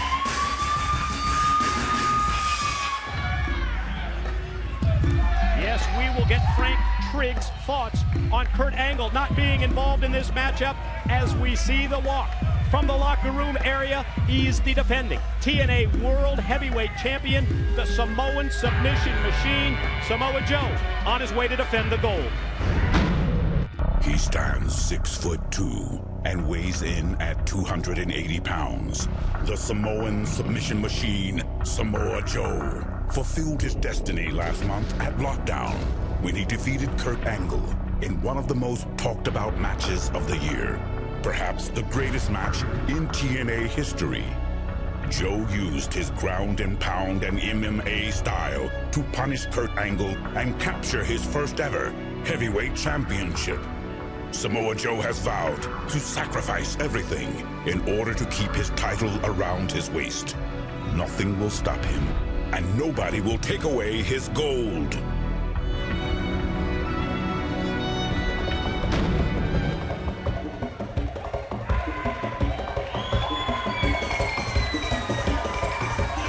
Here they are. You saw them earlier, the extended family of the TNA World Heavyweight Champion, the Samoan submission machine himself, Samoa Joe. The Samoan dancers are in place as they welcome the champ into the impact zone. Here comes Samoa Joe.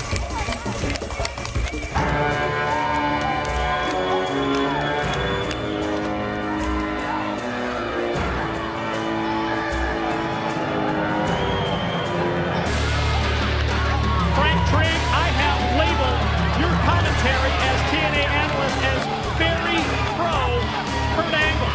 At the same time, I'm curious if maybe you've had a change in thoughts when it comes to this man, Samoa Joe. I wouldn't say a change in thoughts, but I am very impressed with his speed.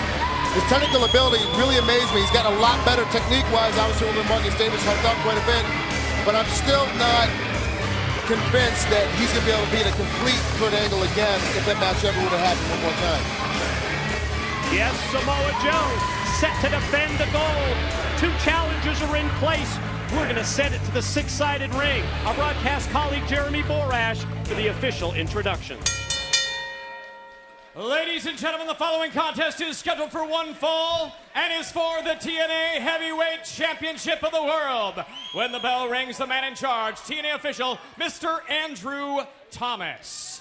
And now, ladies and gentlemen, live from Universal Studios, Orlando, Florida, it's time for your Sacrifice main event of the evening. Introducing, first of all, he stands behind me, weighing in at 222 pounds, comes to us from Anaheim, California. He is challenger number one. He is the KAZ Cass.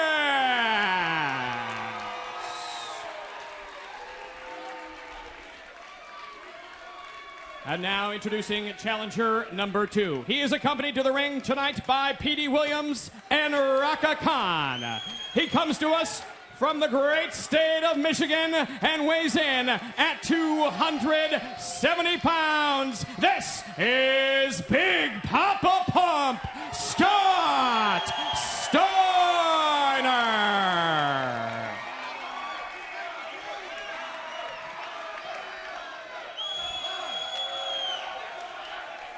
And now, ladies and gentlemen, introducing standing in the corner to my left. He weighed in this morning at 280 pounds and comes to us from the Isle of Samoa. He is the current reigning and defending TNA Heavyweight Champion of the World, the Samoan Submission Machine, Samoa Joe.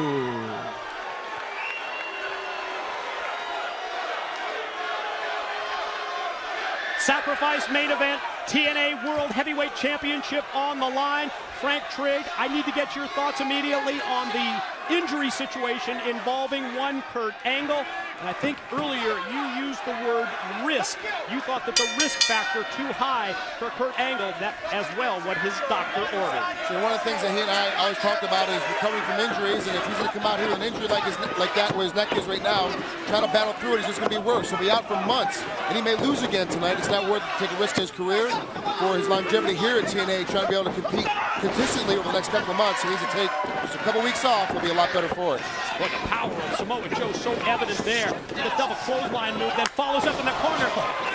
Duly effective right there. Caught Steiner with 2 shots, and there's one for Kaz. He really is amazing for the agility that he has for a big man. I know that's something that you commented on the last time that you saw him in a title match last month at Lockdown, Frank. I mean, you can't judge a book by his cover when it comes to the Samoan submission machine. Look at his body. He doesn't look like a guy that you would think. Steiner looks like the faster, bigger, stronger, more technical guy, but he's not. Samoa Joe is just that kind of wrestler. I'm very impressed with him. He's a lot better than I gave him credit for when he battled Kurt Angle last month. You see Kaz reeling off that shot. Big one, caught Samoa Joe, but Joe able to turn it around. Fires Kaz off, and then as Kaz springs off the middle rope, Joe just walks away, and Kaz catches nothing but canvas on the way down. Well, he sets him up for it. I mean, he really does. He just makes you feel like you're going to get him, and then just casually walks away, and it plays in your mind that he has that much control over you during the match. But now look at him grabbing that leg and pulling back on it. Got twerking right there with that single leg crab. Let's talk about the situation that Kaz is involved in here. Opportunity of a lifetime, no doubt, but at the same time there, and what?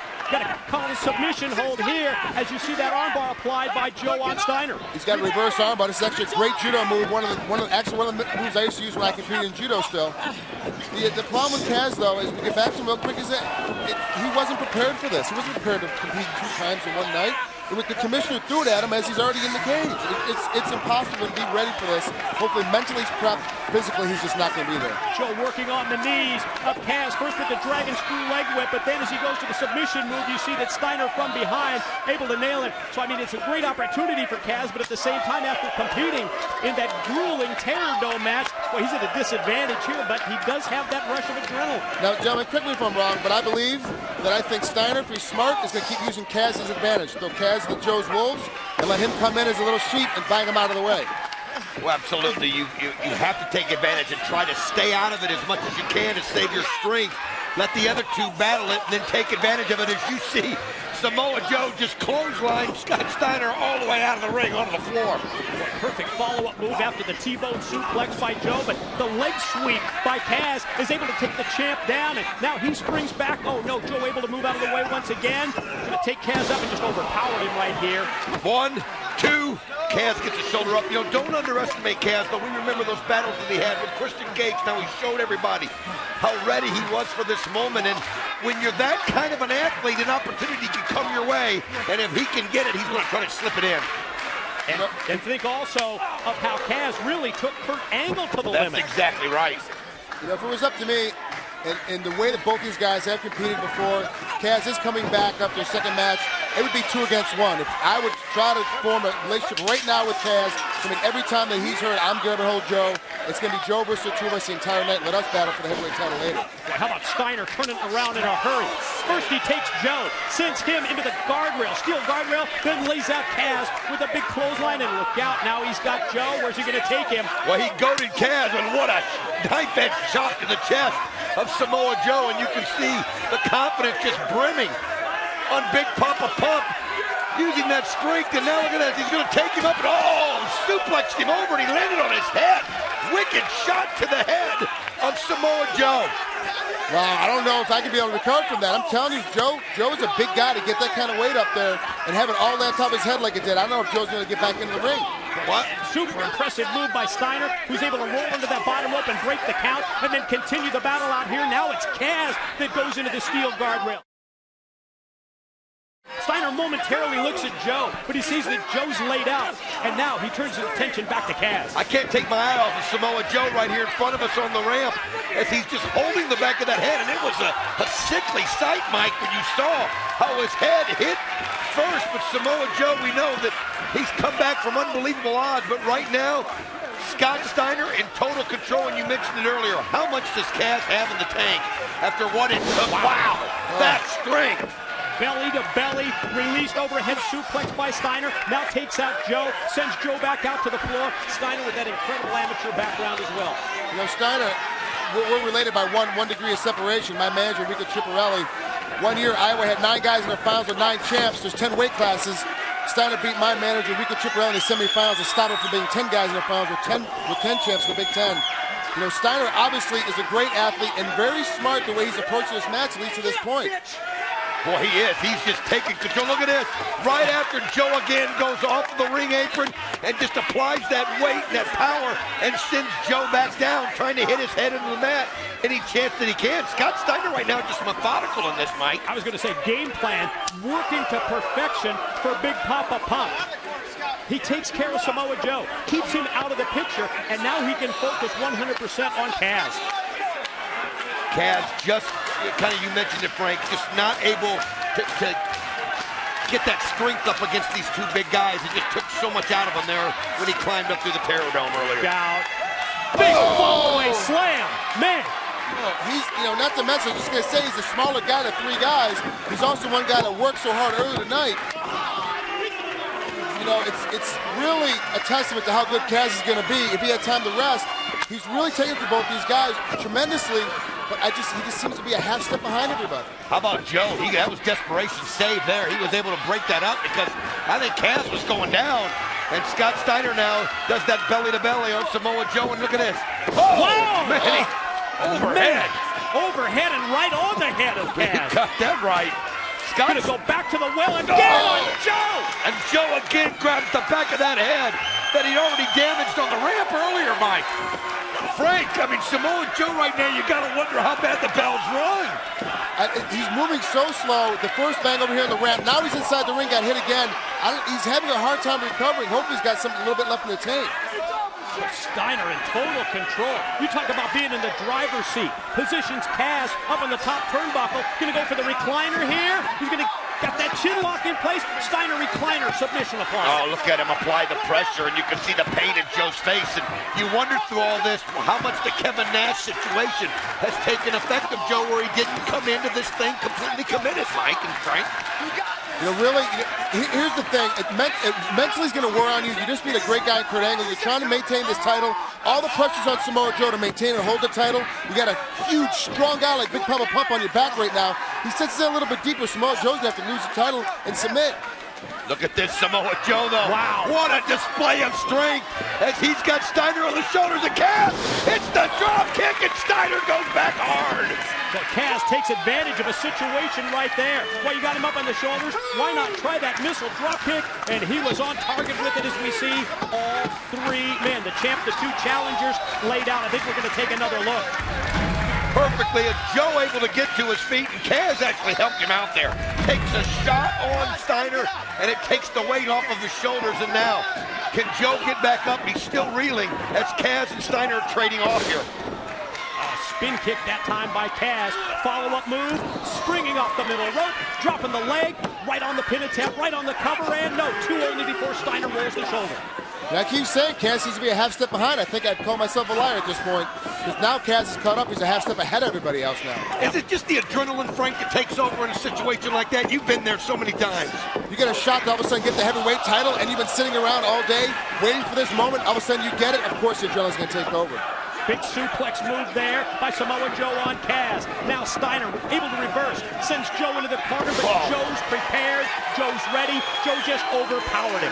I love when he does that. It's just such a display of strength, and it really does just send shockwaves through your mind. Khan up on the apron. Keep your eyes on her. She's got referee Andrew. Whoa, look, he's got the pipe. Distracted. Scott Steiner, he's got that lead pipe. Look out. Oh! Suicide dive by Samoa Joe. Near 300 pounds flying through the ropes, and Steiner was there and caught him with the pipe.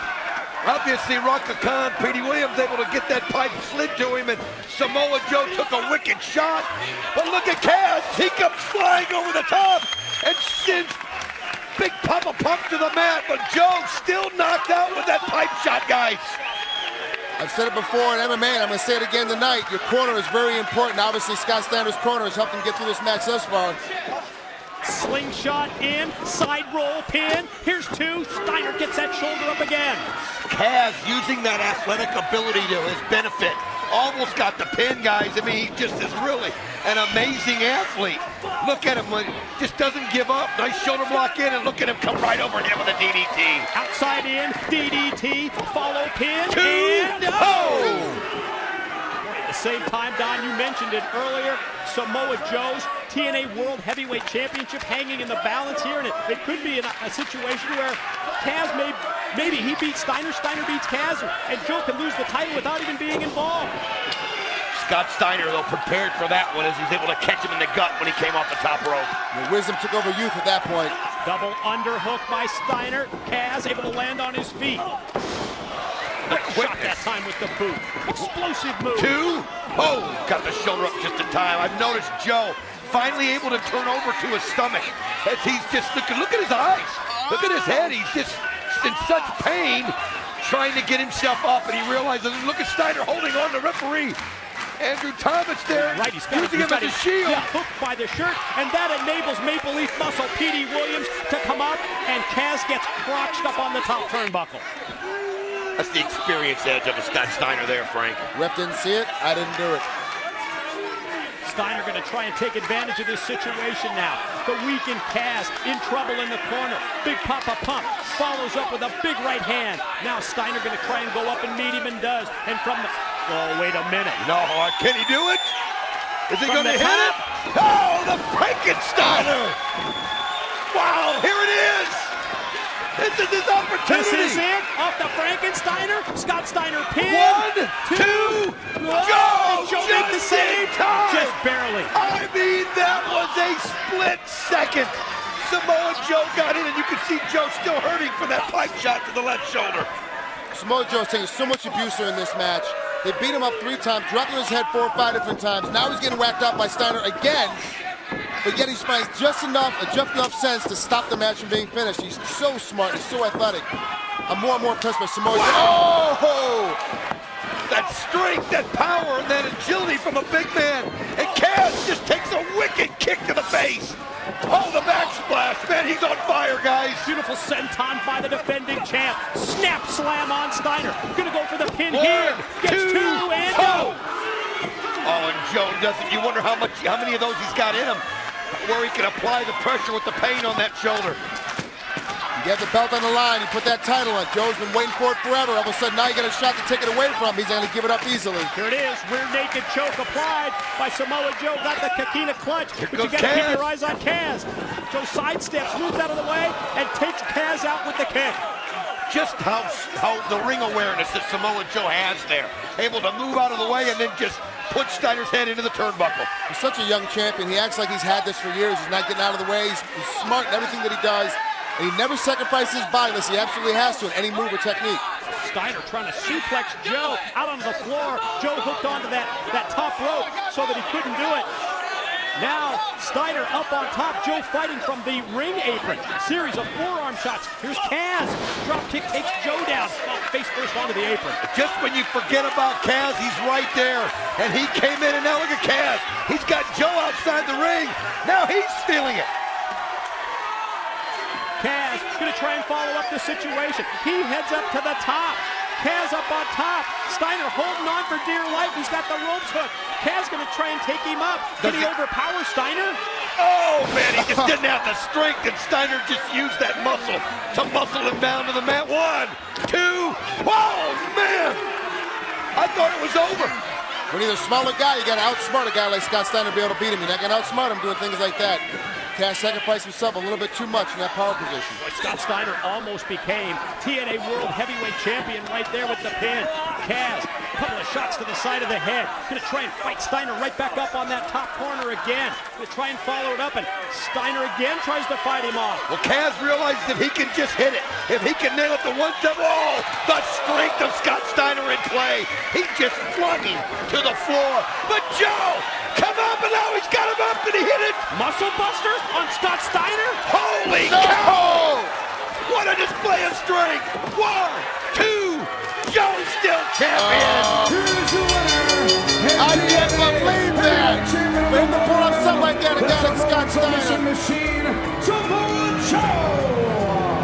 I am so amazed by Samoa Joe. I gotta tell you, I've been down on him for years. I watched him train in my gym in LA, and I said, this guy, he may pull himself into the #2 ranked guy. He's never be the #1 ranked guy, let alone the heavyweight champion. Now he's defending his title. Are you kidding me? Timing was everything there, Mike. As he saw that opportunity, he had Scott Steiner sitting up on the turnbuckles after he flung Kaz down, and that agility where he hits the knee, and then he goes up there and gets him in the muscle buster, and that was it. Frank Trigg does not impress easily, but we just heard him admit about how impressed he is about Samoa Joe as he retains the TNA World Heavyweight Championship. We got to look at some replays of this great matchup if we can, and you got to give credit to Kaz. And here was the pipe shot by Scott Steiner, and that hurt the shoulder of Samoa Joe, but I talked about it earlier, the agility the Kaz showed, the heart, and there was the Frankensteiner by Scott Steiner. And then Kaz comes into play. The dropkick takes Samoa Joe down to the floor. Samoa Joe able to come back in, hit the muscle buster on Big Papa Pop. There's the follow cover. There's the ensuing 3 count. And yes, tonight here at Sacrifice, you see that Samoa Joe has done it. Samoa Joe has retained the gold.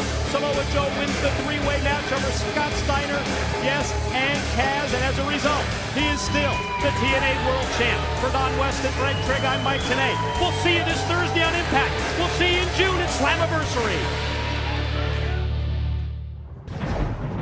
This has been a presentation of TNA Entertainment.